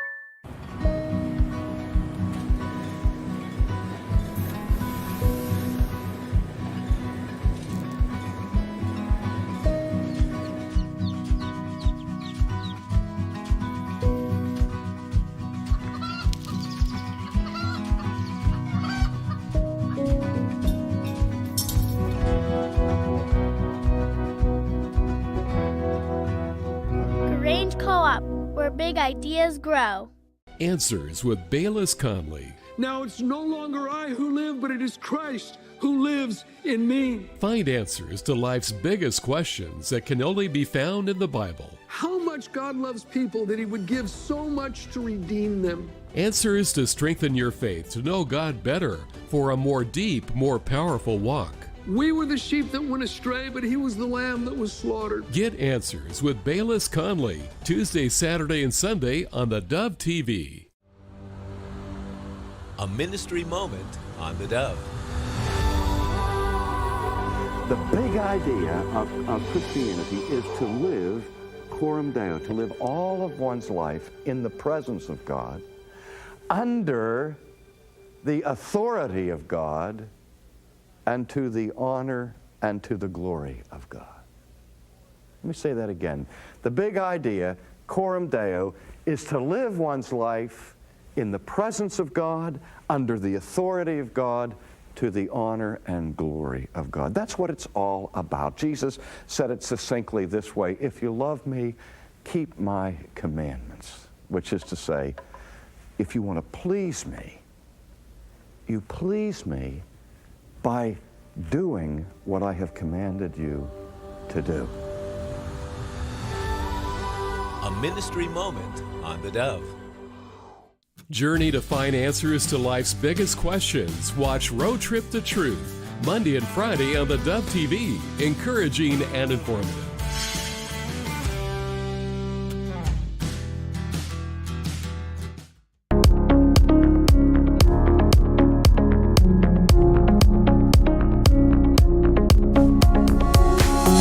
All right, welcome to Focus Today. I'm your host, Perry Atkinson. Of course, today is a big day in the state of Oregon. There is a special legislative session been called by our governor today to deal with a shortfall in the Oregon Department of Transportation of about $350 million, and it could include up to 500 jobs. Of course, that is used as the emotional part of the argument. But this is an agency that's being awarded more dollars for not accounting for the dollars that they already have. It's really quite messy. And I want to say to many of you, thank you that you have been responding over the last couple of weeks to your legislators. And believe me, they're being heard. I want to re-air an interview I had with Christine Drazen. Representative Drazen, as you know, she ran for governor. Hope she runs again. She's a strong conservative advocate. She ends up being the minority leader in the House. And my time together with her explains the problem. So here it is. Good to see you. How are you? Yeah, I'm great. It's so good to see you again, Barry. It's great to be back. So much to talk about, so little time. The special session's coming up. All this is all over ODOT, and I know that you are recommending something else. But let me ask you one quick question before we get into the details. Why didn't this pass at the end of the session? Well, I would say bad leadership. There's just really no getting around the fact that when we're talking about taxes at this level, they would have to get everything right, and they weren't standing with Oregonians. And so once you're on the wrong side of Oregonians, you sometimes, even with supermajorities, have a hard time getting your agenda through, and that's certainly what they saw this time. And for our part, Republicans had a plan that didn't raise taxes, that saved these jobs. And so we did everything in our power to stand with Oregonians and make sure that they could not pass these huge taxes on the backs of Oregonians. So do you think the spirit of that is spilling over into this special session for Friday? I absolutely believe that we have a very real opportunity to continue to fight for Oregonians. You know, if you took a look at, like we did in our office, the submitted public testimony, 93% of every single comment was in opposition to these taxes. And the reason is because, one, I believe Oregonians can't afford it. Mm-hmm. But two, I think that they understand that government can, in fact, tighten its belt. And government can find other ways to get this done. And we were proposing that they look to existing taxes, existing revenues, and that they lift the restrictions so that they could use those taxes that we're already paying. You and I are already paying these massive taxes for the Department of Transportation. We think that they should be used for roads themselves, not just bike ped, not just transit, not climate, not DEI. These taxes should go to do the job. Okay. So you're scheduled for the special session on Friday. It's no coincidence that it would be done on a Friday before a holiday weekend. We get all of that finagling and politics. But at the end of the day, the outcry now here has been fairly substantial, and you're calling for the ODOT shortage to be temporarily funded out of the surplus, out of the shortfall, out of the surplus. Is that ringing a bell among your constituents? For people that don't want to raise taxes, they're grateful to have a realistic alternative. For the Democrats, they are acting like it doesn't exist and like that's not a viable alternative. Just to be clear, it was only a few years ago that they used the exact same fund to pay for our roads to be plowed in the winter. So this has been done. They can do this. It is a very viable, immediate way to take care of this challenge, and they're acting like it doesn't exist and they can't. And that's just not true. Is the shortfall $350 million? Yeah, if you look at it over the course of a 2-year period, that total number over 24 months is $354 million. But also that assumes that they don't take any cost savings. They don't tighten their belt at all. That's how you get to that number. And so what I was proposing was a bridge funding proposal, which would get us to the short session in February, where we could have conversations and we could look more deeply at the budget. We could talk to Oregonians and come up with a bipartisan approach to solving this problem longer term. So what is the problem in ODOT? Why has upper management allowed this to happen? Poor judgment, don't know how to run a calculator. Okay. Probably a lot of reasons how you get to this point, but we're talking about an agency, just as an example, up in my neck of the woods up here in Clackamas County, we have the Abernathy Bridge, and the Abernathy Bridge was originally going to have some upgrades that were seismic, and they estimated that $250 million. Today, that project's between $800 million and $850 million. They didn't start on time. They didn't scope it correctly. Inflation hit, like a ton of bricks, like it has for all of us, for Oregon families as well. And we're seeing exponential increases in the cost of these projects. So it should be no surprise to anyone that ODOT is not able to balance its own books because it has a real spending problem. And the governor doubles down on that. She just negotiated for 6.5% increases for public employees, plus additional increases for people at the top of their steps. That raises costs for all of us. That raises costs for an agency that can't even afford their base budget. So she is making this challenge bigger for us rather than being a part of solving the problem. So do you think, no matter how the vote turns out on Friday, do you think there is an audit in the future for ODOT? Must be. Has to be. No alternatives. Has to be. We've had audits of this agency in the past, but the audits of this agency have been a small program, so like a very tightly focused audit. And they'll do audits that are strictly about the budget itself and accounting for the pennies, which is very different than an audit that says a programmatic audit that says how did you manage your entire process? How did you manage issues on the job site with contractors? If there's a challenge about, okay, we're looking at these plans and we think we can do it cheaper and faster if we do this, and the ODOT engineers are saying, but really we'd rather you did this. How do you reconcile those two on the job site? Well, today ODOT ignores the input of contractors, barrels ahead, and in the end they have costs that go through the roof because they don't have good processes in real time to make sure that they're on time and on budget. And we feel that in every single one of these projects. So we need an audit of ODOT. We need to know where this money goes. And we need to be assured that they are balancing these dollars in a way that they're doing their job. And today I can't be confident of that. So the governor's tied to $350 million shortfall to 500 jobs or employees. Is that true? It's partially true, yeah. Because these are choices she's made. She doesn't have to treat this challenge this way. She could choose to cut jobs in the executive branch of ODOT, in admin. She could choose to trim the fat in her consulting contracts. She could choose to take these cuts in other places. And she's saying, I can only take cuts in the gas tax portion of my budget, which isn't accurate. She can choose to rebalance this in a whole bunch of ways that she's not. Our Constitution originally had us funding roads through bonding against our income taxes. So it was a general obligation bond. That's how Oregon's Constitution originally planned for roads. But here we are all these years later, and the governor's saying she's not going to do anything for roads unless it's a gas tax. Well, That's not how it has to be managed. That's how she's choosing to manage it. And so once you set up those standards for yourself, yeah, you're in a hole. And you're looking at cutting these positions. You could make other choices, but you have narrowed that range of options to the point that it's high stakes for Oregonians. And I think it's on purpose. I don't think that this is by accident. I don't think it's by accident that she's doing this on a Friday of Labor Day weekend. I don't think it's by accident that she's putting the jobs that we care about on the line. She's saying she's going to cut people that plow roads. She's going to cut people that fill potholes and stripe highways. She could take these cuts from a variety of places. And these are all choices because she wants these taxes. It just comes down to that. I don't think there's any other way to look at it. She really wants these tax increases. Okay, so Oregon already has one of the highest gas taxes in the country. We're going to add 6 cents to that, and it didn't pass in the last session. Do you think some Democrats might be a little hesitant to put their name on this one and to go into a re-election cycle? I really hope so. I think that we have a situation where we have Democrats that are probably hearing from their constituents just like I am. And I don't think that the experience of living in the state is different if you're in a Democrat district or Republican district. It's expensive.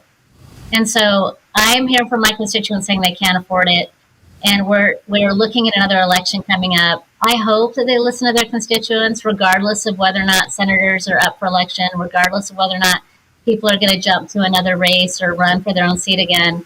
I hope that everyone that's elected to represent and serve their state, that they're listening right now to Oregonians, because I believe this isn't partisan. They are just struggling right now to make ends meet. And so I hope that they don't vote for this. Well, we've been hitting it hard here, not only for the taxes, but there's another one here that I think should gain the interest of everybody that receives a paycheck. And that is the payroll tax doubles. So if you like your paycheck and you like your employer, you ought to make that phone call and write that email in behalf of them. Yes, every single working Oregonian pays this payroll tax. And this tax in this proposal doubles it. So it goes from 0.1 to 0.22 is my understanding of the proposal. And to be clear, that doesn't go to roads. That is the most frustrating thing about this, is they're talking about we have to raise these taxes to protect the snowplows. No, that tax is being raised for busing, for rail, for bike ped and community pathways. That tax does not go to roads. It could, it should. That was one of the Republican proposals. If we're going to have that tax out there, it should go to our core mission, which is to maintain and preserve and expand our roadway systems. And instead, it's diverted as a dedicated tax to transit and, frankly, climate initiatives. Well, I can tell you from this end, where people are really upset about, I think the word's getting out. I think the word is out. They're seeing the sneakiness of it happening on this particular Friday. Let me just ask you a little bit of a hypothetical question. If it doesn't pass on Friday, then what? We need a plan B. And Republicans have offered a plan B, plan C, plan D. We believe that there are alternatives to this tax proposal, and we look forward to being a part of that conversation to solve this problem for Oregonians. And the immediate step could be for the emergency board to meet as soon as this special session gavels out and they discover they don't have the votes. Okay, let's call the emergency board together, and we can immediately do some bridge funding to make sure that people don't lose their jobs. And then we get back to the table and we say, how do we solve for this problem? And to be clear, that conversation has to include real accountability, not lip service, not a new title for the same stuff that hasn't worked before. It has to include an audit, and it has to include actual cuts and reductions in non-core functions and non-core services. Government is not more important than family budgets right now, and families cannot afford for their government to grow when they are having to count their pennies and be very careful to manage their own family budgets. This is no time for government to say, we're going to continue to grow no matter what you tell us. Is ODOT an agency whose budget is under the pretext use or lose? You know, to some extent, they could look at it that way. But for the most part, they're allowed carryover funds because ODOT is primarily other funds, not general fund. Okay. And so it's not swept into the ending fund balance for the state. So they don't have to rush it, which is partially a problem because it means that they don't get to these projects quickly. That's how you get project scope. The money sits there, it doesn't get used. But I would say that in some cases, they recognize, especially in these kinds of budget times, that they don't want to look like they've got fat to trim. And so they do rush to spend some of these funds. Well, if the emergency fund isn't used for emergency, then what good is it? Yeah, that's what it's here for. That's what it's here for. Well, I want to say thank you for being the hawk that you are. Thank you for being there. We're pushing hard. Contact everybody. Make the phone calls. Make the waters pretty choppy for Friday. See what happens here. And I know that you're in the news a lot for the big question. I'll just put it to you this way. The big question is, I'm going to answer it. I hope you do, and you have 100% my support. Thank you, Perry. I really appreciate you. Can I just put in one more plug for the people that are watching right now? I know it's a haul to come to Salem, but there is no substitute for people being in the room. We saw in this last hearing that we had earlier this week that the chair of the committee didn't go to the people that were queued up online, that had signed up and sat there for 3 hours at their computer waiting for someone to call their name. He didn't get to those folks, and they fell off because you've got lives, and you cannot sit online for 3 hours and wait for your name to be called. But if there's a small chance you can find an excuse to come to Salem, please come and see us and in person testify, because it makes a huge difference if people have to look you in the eye. By the way, we got the fire mat stop. We can get this stopped, can't we? I wholly believe that anything is possible. Good. By the way, Rover just walked in behind you, so I think he wants his treat. I know, you can tell. It must be dog mom time right now. There we go. Thank you, Christine. Good to see you. God bless you, my friend. Thank you so much. Okay.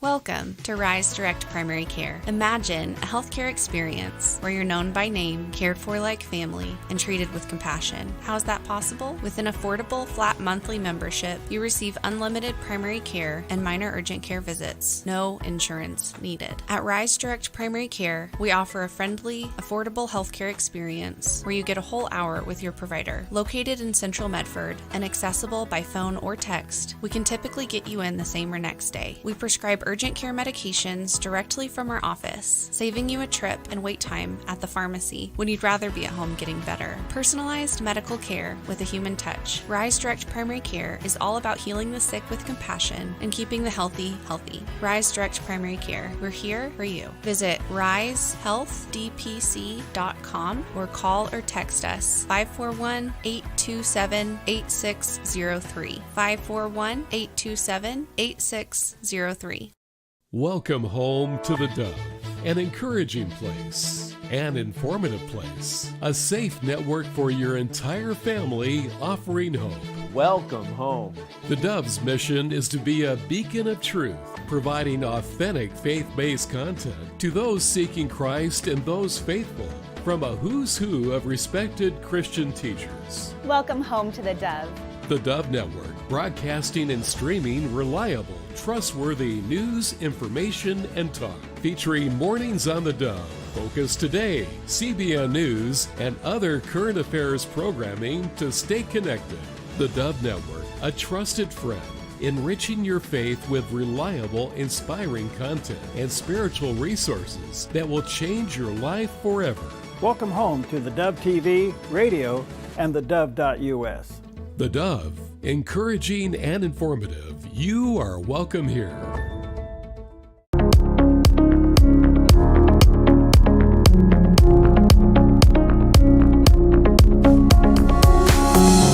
Okay, welcome back. And to kind of follow up in the theme here, today is a special session in the state of Oregon to deal with the shortfall of the ODOT budget, about $350 million, and the governor has called a special session for today, the Friday before holiday weekend.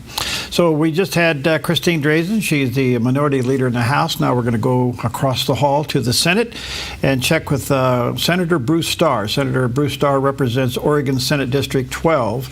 I've known Bruce and his dad for quite a few years. They're both been in the legislature and worked very hard on behalf of all the right things. So here's our interview in time with Senator Starr. As we've been talking for quite some time, there's a special session in the Oregon legislature scheduled for tomorrow called by the governor, and it's all about raising taxes to pay for a shortfall with the Oregon Department of Transportation.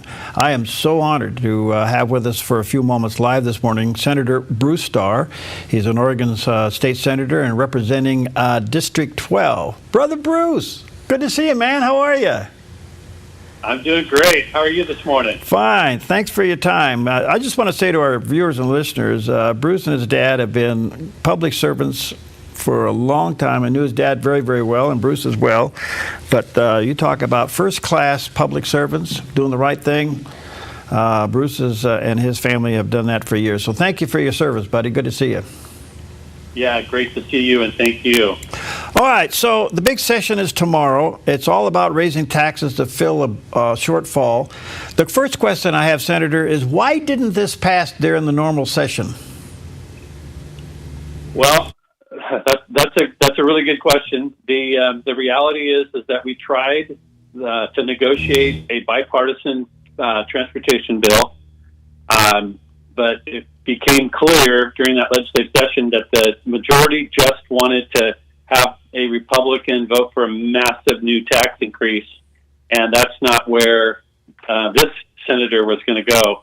And so at the end, the bipartisan negotiation collapsed, and the governor and the majority could not wrangle enough votes out of just Democrats in order to get it done.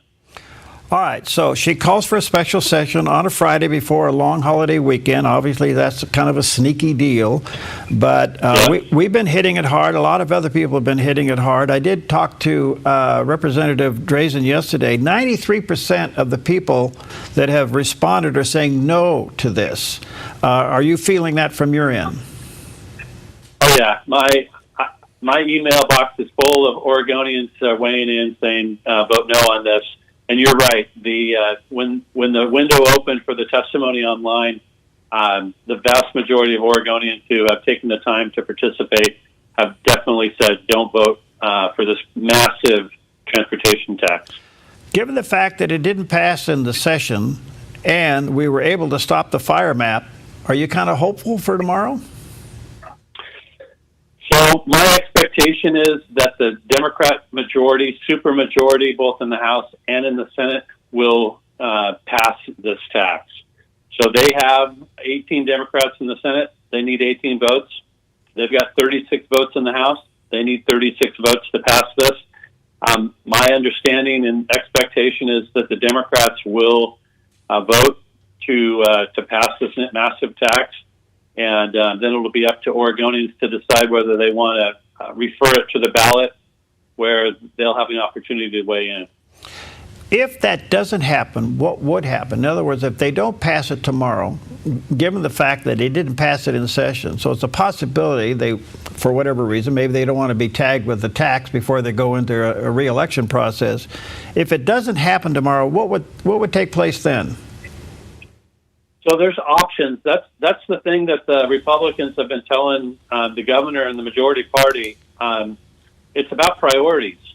And the priorities for the Democrats are to spend money on transit, to spend money on DEI, to spend money on climate initiatives like electric charging stations. There is the opportunity to redirect existing spending so that you don't cut all these folks that are out there plowing our roads in the wintertime and making sure that the guardrails are in place. There are other opportunities, other options. The automatic reaction or reflex for the Democrats is to go to Oregonians and ask for more money. If ultimately that didn't happen, the governor could work with the legislature. The Republicans stand ready to work together to redirect existing resources so that these layoffs that the governor's threatening don't occur. The governor has so positioned herself in the majority that I think it would be really difficult for her not to follow through with the layoffs. But that obviously hurts Oregonians. It would hurt Oregon's economy, especially as we enter the winter months. And if theoretically you don't plow the roads across the passes, you halt commerce. So that's not a good thing for anybody. So there are other options.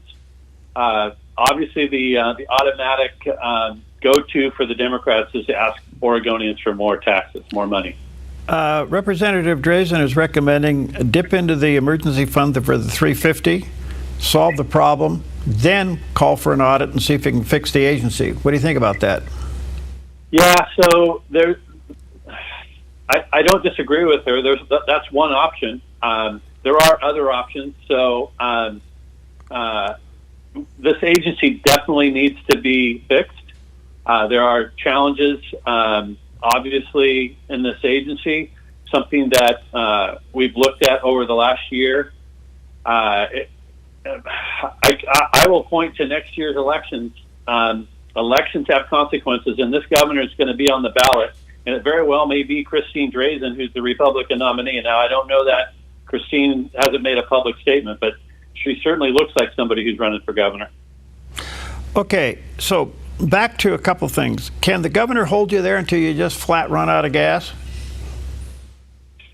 That's an interesting question. I mean, in theory, there's no end to a special session. So I guess the answer to that question would be yes, but I don't know on what basis she would have us continue to stay there. I expect that on Friday, the Democrats in the House of Representatives will pass this bill.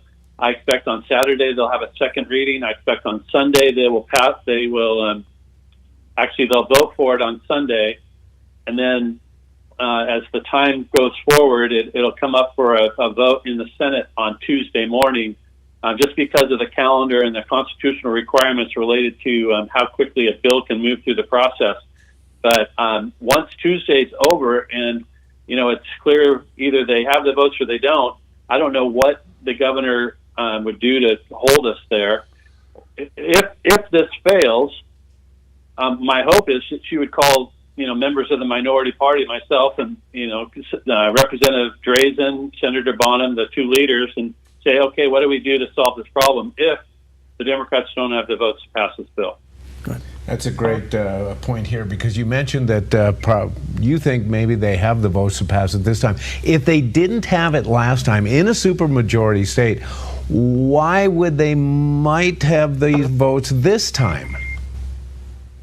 Well, because the governor is threatening to lay off 500 plus ODOT employees. She's threatening to not have our roads plowed in the wintertime. I mean, she's threatening to close down these maintenance facilities, primarily in rural Oregon, by the way, in order to fill this hole that they have.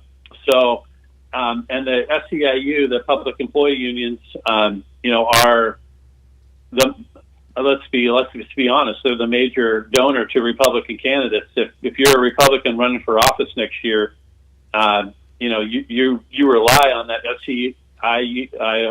SEIU contributions for your campaign. So the pressure is really on the supermajority to deliver on this. Okay, so did I hear you say, Senator, that if this does pass, that it still has to be ratified by the people? No, it does not. But because it's a tax increase, it does not go into effect for 90 days. That allows for a process called a referendum, where the voters could gather enough signatures. We need a little over 78,000 valid Oregon voter signatures, and we could put it on the ballot so the Oregonians would have the chance to weigh in. That is an effort. It's not insignificant effort, but it does provide. Our system does provide for that. So my expectation is, because I believe Oregonians oppose this, my expectation is that process would be undertaken, and again, based on 93% opposition and broad opposition across the state, my expectation is that voters would do that, go through that process, and ultimately this would end up on the ballot, and Oregonians would have a chance to weigh in. It's not an automatic, though. It is something that takes a lot of time, effort, in order to accomplish. Well, actually, that's a little bit of a silver lining. you know. Yeah, to some degree, it is. It does provide an option for relief for Oregon taxpayers, but it does require work. It's the initiative process where you're out gathering signatures. That takes time. It takes effort. It takes organization. It's not an automatic, but it does create this relief valve for Oregon taxpayers. And I don't know for sure that would happen, but my gut tells me that Oregonians are going to stand up and want to be counted on this. Yeah, especially with the victory over the fire map, it shows that it can be done. Look, one other quick question, and that is that, by the way, do you think everybody will show up tomorrow? So I think all the Democrats will. There's a handful of Republicans that will show up, and there's a handful of Republicans that are on vacation or have other commitments and just won't be there for whatever reason. The presiding officers, the Senate President and the Speaker, I'm not sure, checked with the Republicans, checked with the minority to make sure we were around. They did ask for enough Republicans to provide a quorum, and that will occur. That was clear pretty much from the beginning. I don't know how the House is handling it, to be honest with you. The Senate's a little bit different than the House, but I'm guessing we'll have half the Senate caucus in the chamber tomorrow morning. I'm just curious, I guess, back to when the hearings were held on Monday and the response to the hearings, 93% said no. That's going to be pretty tough for the Democrats to turn their back on. If they're paying attention to their email inboxes, if they're paying attention to the testimony that's been submitted online, you would think that they would be thinking twice about this. We've got polling data that shows that it's unpopular with Oregonians. But again, the major political backer of the Democrat legislatures and the support in their campaigns come from the public employee unions, and those folks are very much in support of this, obviously. Yeah. And so it'll be tough for the Democrats, I think, to vote no, based on the fact that SEIU is out there pushing it pretty hard. Yeah, well, it just shows you the power of all that. But and yet the governor is going to try to run for re-election with one of the largest tax increases wrapped around her neck. That ought to be interesting. Yeah, so that's the expectation. That's the assumption. She hasn't publicly said she's going to run for re-election, but I think all of us are expecting that she will. Yeah. Senator, good to see you, friend. Thank you for your time. Thanks for your service, and, hope you get out of there and get some fresh air. Yeah, I hope we do too. And just for everybody that's watching this morning, just pay attention going forward. So in the event that this passes, keep an eye out for that referral effort. Yeah, that's the one. If that petition starts, we'll do our best to get the signatures. Thank you, friend. Hey, thanks so much. Have a good day. God bless you. See you. Well, there you go. I did not know, so I learned some things there. If this does get through, I guess we have an avenue, and that means we're going to have to get out and work. But boy, this needs to be, if it gets through, and yet we can get this petition done and put it back on the ballot, and it fails there, then you just took out a very liberal governor. 78,000 signatures. Okay, we've done that before. Yep, darn right. Yep. We can do that. Yep. Okay. The threat of wildfire poses a growing risk to Oregonians. You can prepare now by taking 3 important steps. Create a home inventory, make copies of important financial records, and contact your insurance company to make sure you have the right amounts and types of home insurance coverage. Be wildfire ready by being insurance ready. Visit dfr.oregon.gov/prepare now to learn how. Come fall in love with Northridge Senior Living, where contemporary sunlit interiors meet old world elegance. Walk through our lovely hallways and enjoy the fun staff-led activities. Forge lasting friendships with other residents and our exceptional caregivers. Dine in style. Gather near the fireplace under breathtaking chandeliers. Our reasonably priced apartments are spacious with private balconies. Northridge is Christian owned and operated, pet friendly, and only 2 blocks from Asante Rogue Regional Medical Center. On-site 24/7 in-home care is available. We also offer senior adult daycare where your loved one can spend the day with us and the evenings with you.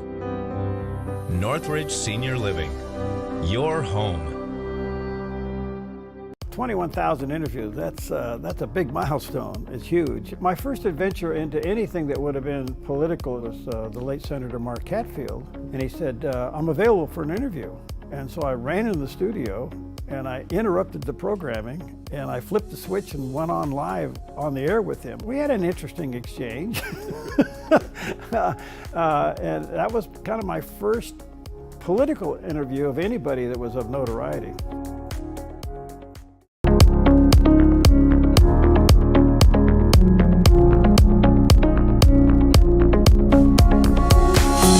Welcome back. Of course, we just went from the Oregon House to the Oregon Senate. Now we're going to jump across the country and go to Washington, D.C. And honored to have back with us our good friend Jim Dornan. Jim is a Republican strategist, has been in the know and in the circle, in the heat, in the swamp for years. And he survived. He's still taking in oxygen. How you doing, buddy? I'm doing okay, but I'm not sure I'm worthy to be on the show with Christine and Bruce. Well, there you go. That's a hard act to follow, but give it your best shot, okay? Will indeed. Thanks, man. Good to see you. So are you sleeping at night inside Washington, D.C., knowing the crime rate's down?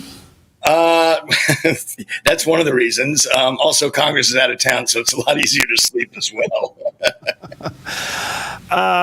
What's been the word on the streets there in D.C. with what's going on with the president taking over the police department there? You know, it's really been a mixed bag of things. A lot of people don't want to like it because it's Trump and he's kind of imposing it on D.C., which has always had kind of a chip on his shoulder regarding home rule anyway. And it's a little disconcerting seeing a bunch of National Guard members standing on a street corner with guns. But the stats don't lie, and crime has decreased significantly in just a few weeks. And so I got to give the president credit where credit is due. I mean, it's all good. I mean, they've confiscated 159 guns, which is a big problem here in D.C., and that's a great start. Do you think he gets renewed after 30 days when Congress comes back? Boy, that's a good question. I think it goes to exactly what I just said, is there will be people who oppose him because it's Trump and because it's a little bit of overkill, but there'll be others who are saying, wait a minute, it works, and the Democrats have to worry about 2026. I mean, Trump has grabbed this issue, and he's done a very good job on it.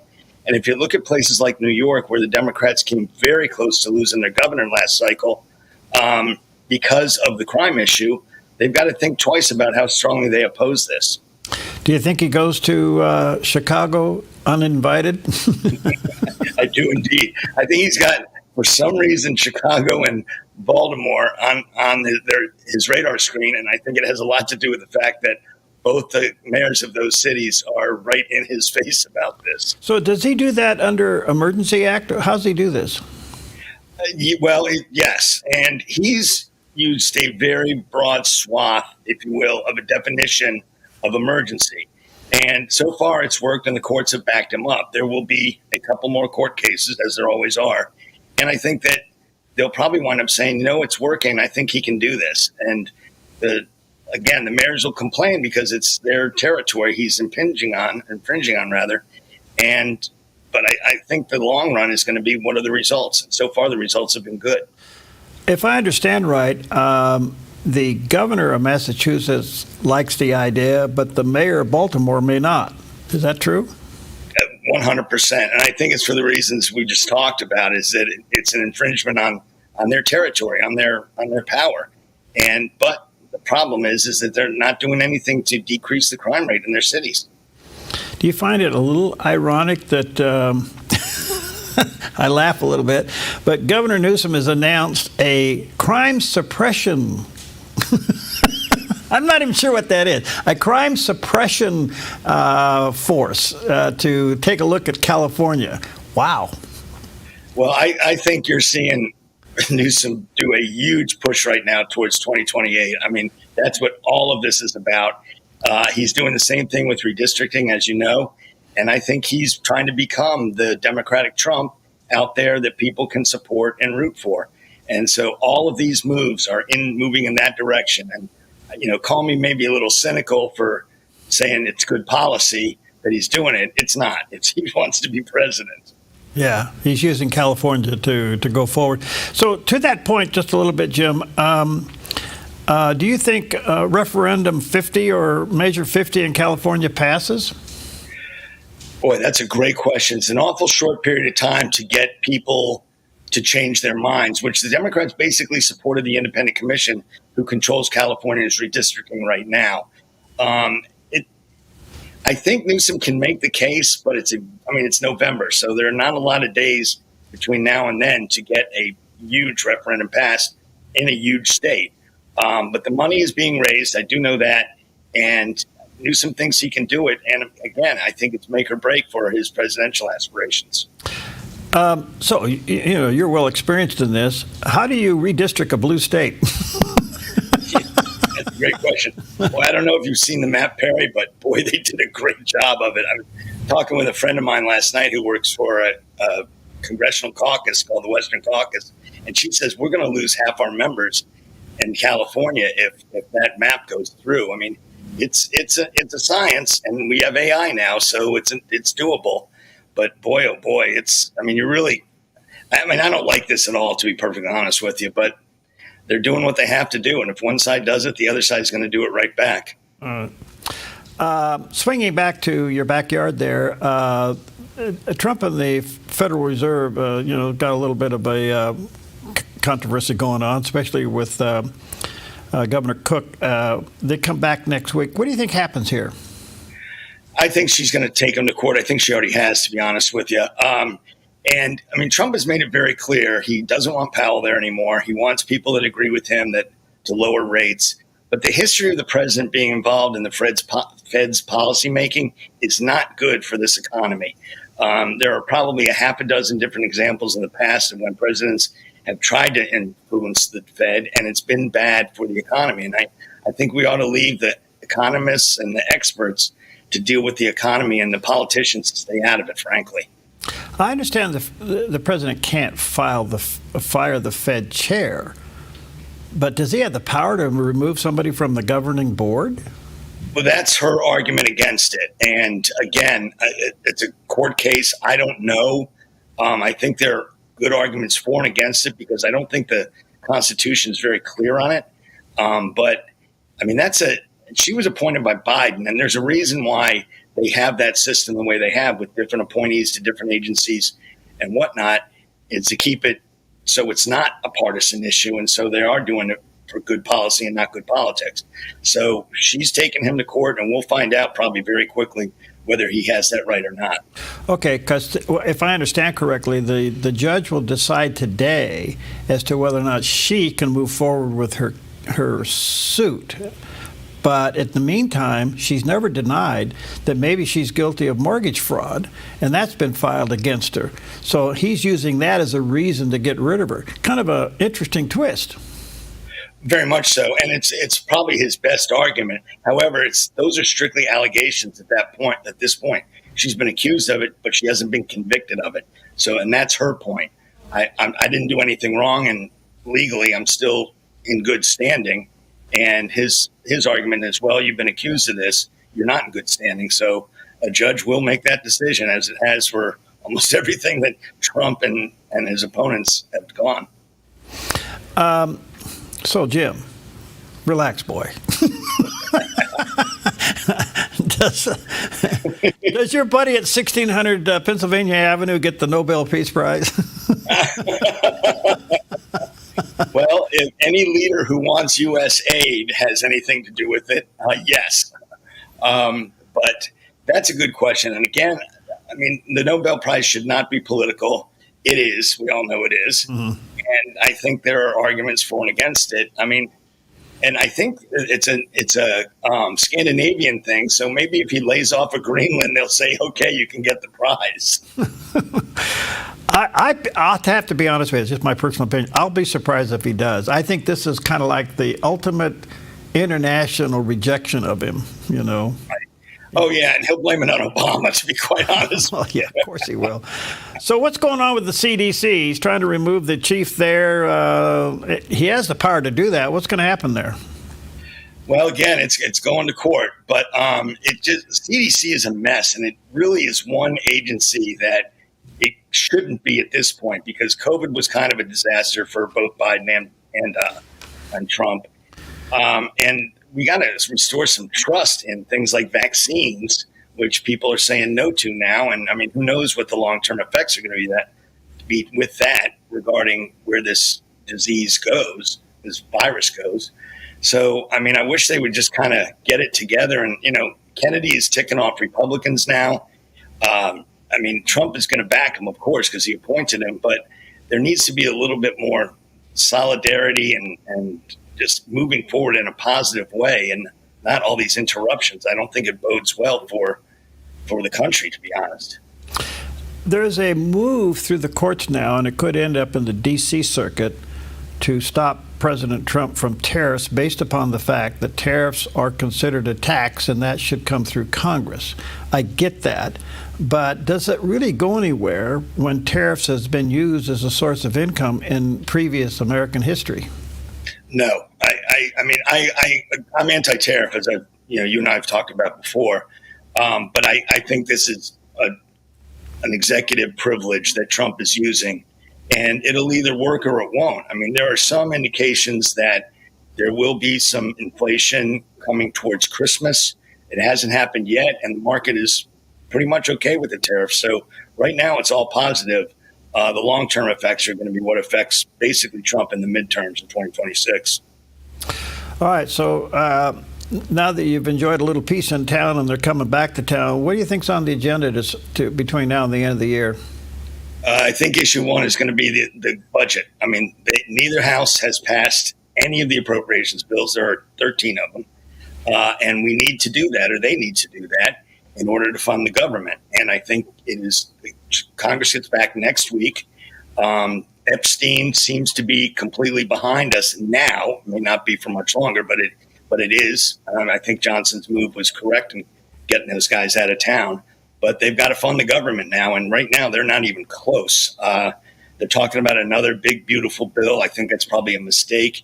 He ought to concentrate on what has to be done instead of what he wants to get done, and then get through the end of the year and start all over again on January 1. So this is the deal splitter among Republicans, isn't it? I mean, this is where conservatives divide. And can the president afford suggesting we kick the can down the road again, that we just give this a little bit of a break?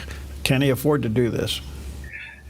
I don't think it's a question of whether he can afford to. It's can he get it done? And I think the answer is going to be no. The Ted Cruzes and the Rand Pauls of the world are at the end of their rope with regards to continuing resolutions and funding the government without really cutting back on the deficit or the debt or spending, frankly. So I think he's got to be very careful.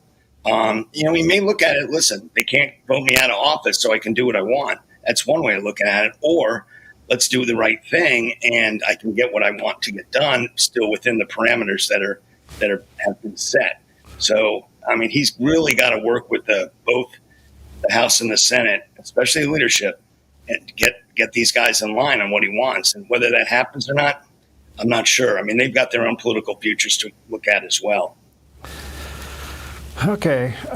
This is so interesting because at the end of the day, this was the whole purpose of Doge, and it somehow doesn't show up on this balance sheet. You're kind of going, what's going on here? Yeah, Doge is not really what it was supposed to be. I think it came off as a great idea, and everybody jumped on it right away. And then people saw that there were massive mistakes. I mean, I think one thing you can look at is air traffic control. They shut down Newark Airport again yesterday because they didn't have enough personnel on staff manning the systems. So I think we've got to take a good long look at, yes, we do need to cut spending. There is waste, fraud, and abuse. But this massive cut across the board is not the way to handle it. You've got to pick and choose. And the government is big and it's deep, and it's not easily slayed, if you will. One other quick question, Jim. I know that there's now, and I personally believe, some legitimate pushback on ICE. And I want to say this carefully because I don't want people to misunderstand me. I understand we need to round up the bad people and get them out of town. But there's a lot of people who've been here prior to all the border messes that have been working hard. And what I see suffering here, especially on the West Coast and the Central Valley, it's harvest time. And we don't have the workers. Manufacturers don't have the workers. Is there any movement to come up with maybe a yellow card or something that these people can stay and work? They had a solution to this a couple years ago, and Trump called it off, as we know, and the Democrats continue to remind us about. And I agree with you completely. I've talked to business owners here in D.C., restaurant owners. They're going to lose all their back of the house staff, meaning the cooks and the busboys and the rest. I've also got a very close friend who owns the biggest orchard in Washington State. In fact, it's the third biggest orchard in the country, and they sell to Walmart and McDonald's, et cetera. And ICE came up and shut them down a few years ago, or shut down their workers. They put out a help wanted sign, and they had one person show up, one American. I mean, that's not going to help. We need these guys in our system. They're a big part of the economy. And I agree with you 100% that it needs to be dealt with. It needs to be dealt with immediately. Well, I know we've had work permits in the past. I get all that. But now with this going on, we need to somehow figure out a way to come up. I say the yellow card, I don't know, but something that says if you're going to come and work and contribute and be here to help, you know what? They're actually pulling them off fire lines. You can't get crazier than that. So we got to figure out what we're doing here. Well, and you said it, Perry, they're paying taxes. They're a big part of the economy. I mean, it's not like they're coming in here and just getting free stuff, which is what, one side would tell you is happening. It's not happening that way. Yeah. Good to see you, Jim. Good to see you taking in oxygen. I'm trying to. I've got a weekend before they're back. Okay, buddy. Thanks for your time. Look forward to more visits. Me too, Perry. Good seeing you. Have a good weekend. You too.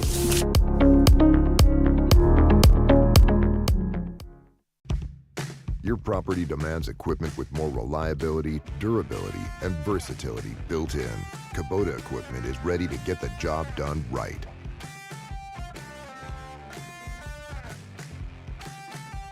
Buying or selling a home can be stressful. It's one of the biggest decisions you'll make in your lifetime. That's why it's important to work with someone you trust, someone who has the right experience and knowledge of the market. Hi, we're Patrick and Paulina Lizer with Lizer Real Estate Group. And whether you're looking to buy or sell a home, our mission is to take the stress out of the transaction and make it as seamless and rewarding as possible.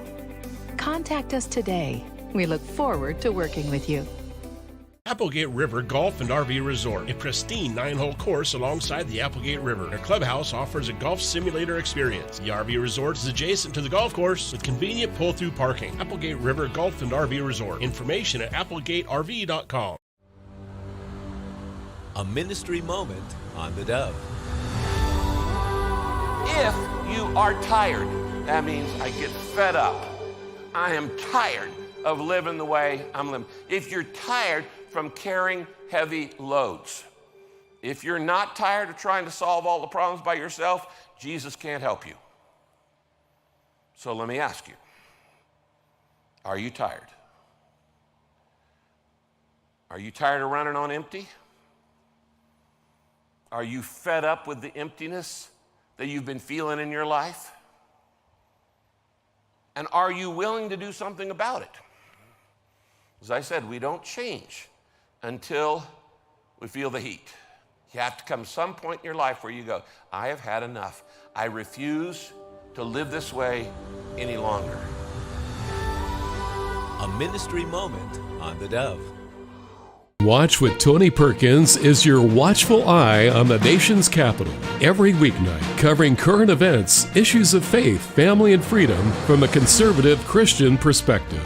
Washington Watch, thanks so much for joining us. Bringing you up close to newsmakers, members of Congress, and prominent pro-family leaders from across the nation.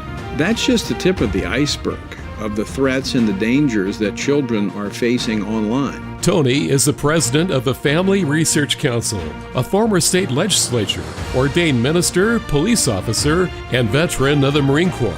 Terrorism experts are sounding the alarm. And welcome to the Washington Watch News Desk. Washington Watch with Tony Perkins is your leading source for what's really happening in our nation's capital.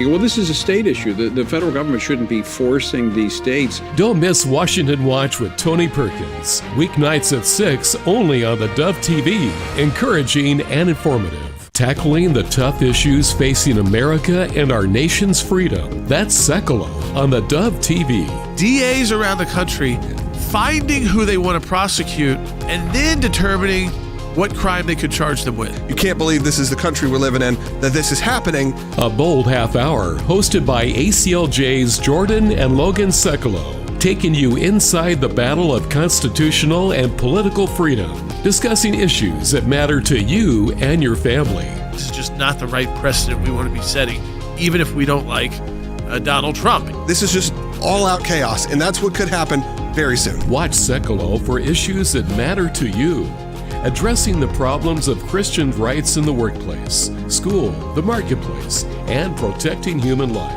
I hope this doesn't have to go all the way to the U.S. Supreme Court. Be in the know with Sekolo. Wednesday, Thursday, and Saturday only on the Dove TV. In a world desperately seeking truth, Cliff Connectley and his son Stuart travel across the U.S. to give an answer for questions, doubts, and challenges concerning faith. What is the evidence that Muhammad spoke the truth? What is the evidence that Jesus Christ spoke the truth? Their mission is to ignite a passion for truth, guide individuals to embrace faith, and help people find purpose. Engaging skeptics. It kind of sounds like then that God punished us. The vast majority of chaos in nature is a direct result of God stepping back. They're driven by a deep commitment for spreading the message of Christ to a world who needs it. But you see, what Satan has done is he's put doubt in our mind. Join them as they strive to make a lasting impact on lives and hearts, sharing the love of Jesus with an unwavering dedication.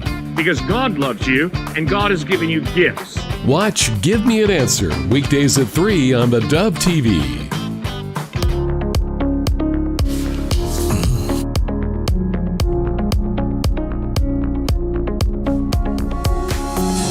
Okay, welcome back. Just wanted to take a few moments to say thank you for your continued support of this unique media ministry. If it wasn't for you being there, we wouldn't be here.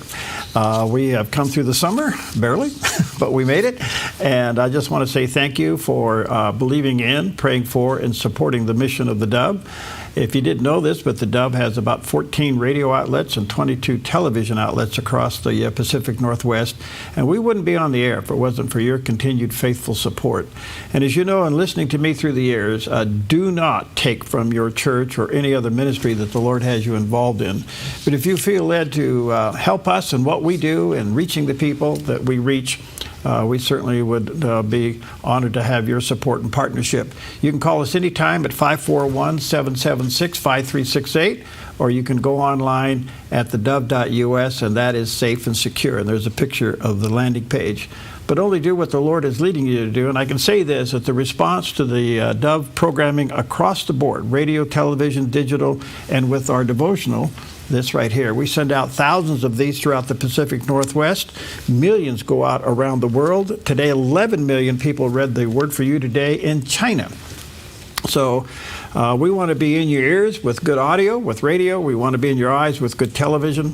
And we certainly want to be in your hands with the Word of God. So when you support the Dove, we send you that absolutely free. By the way, you don't have to support the Dove. If you want this, you get a hold of us and we'll send it to you. But thank you. Your help at this end of summer would really be a blessing, and only do what the Lord's leading you to do. So call us anytime at 541-776-5368 or safely and securely online at theDove.us. Thank you. Thank you for believing in, praying for, and supporting the mission of the Dove.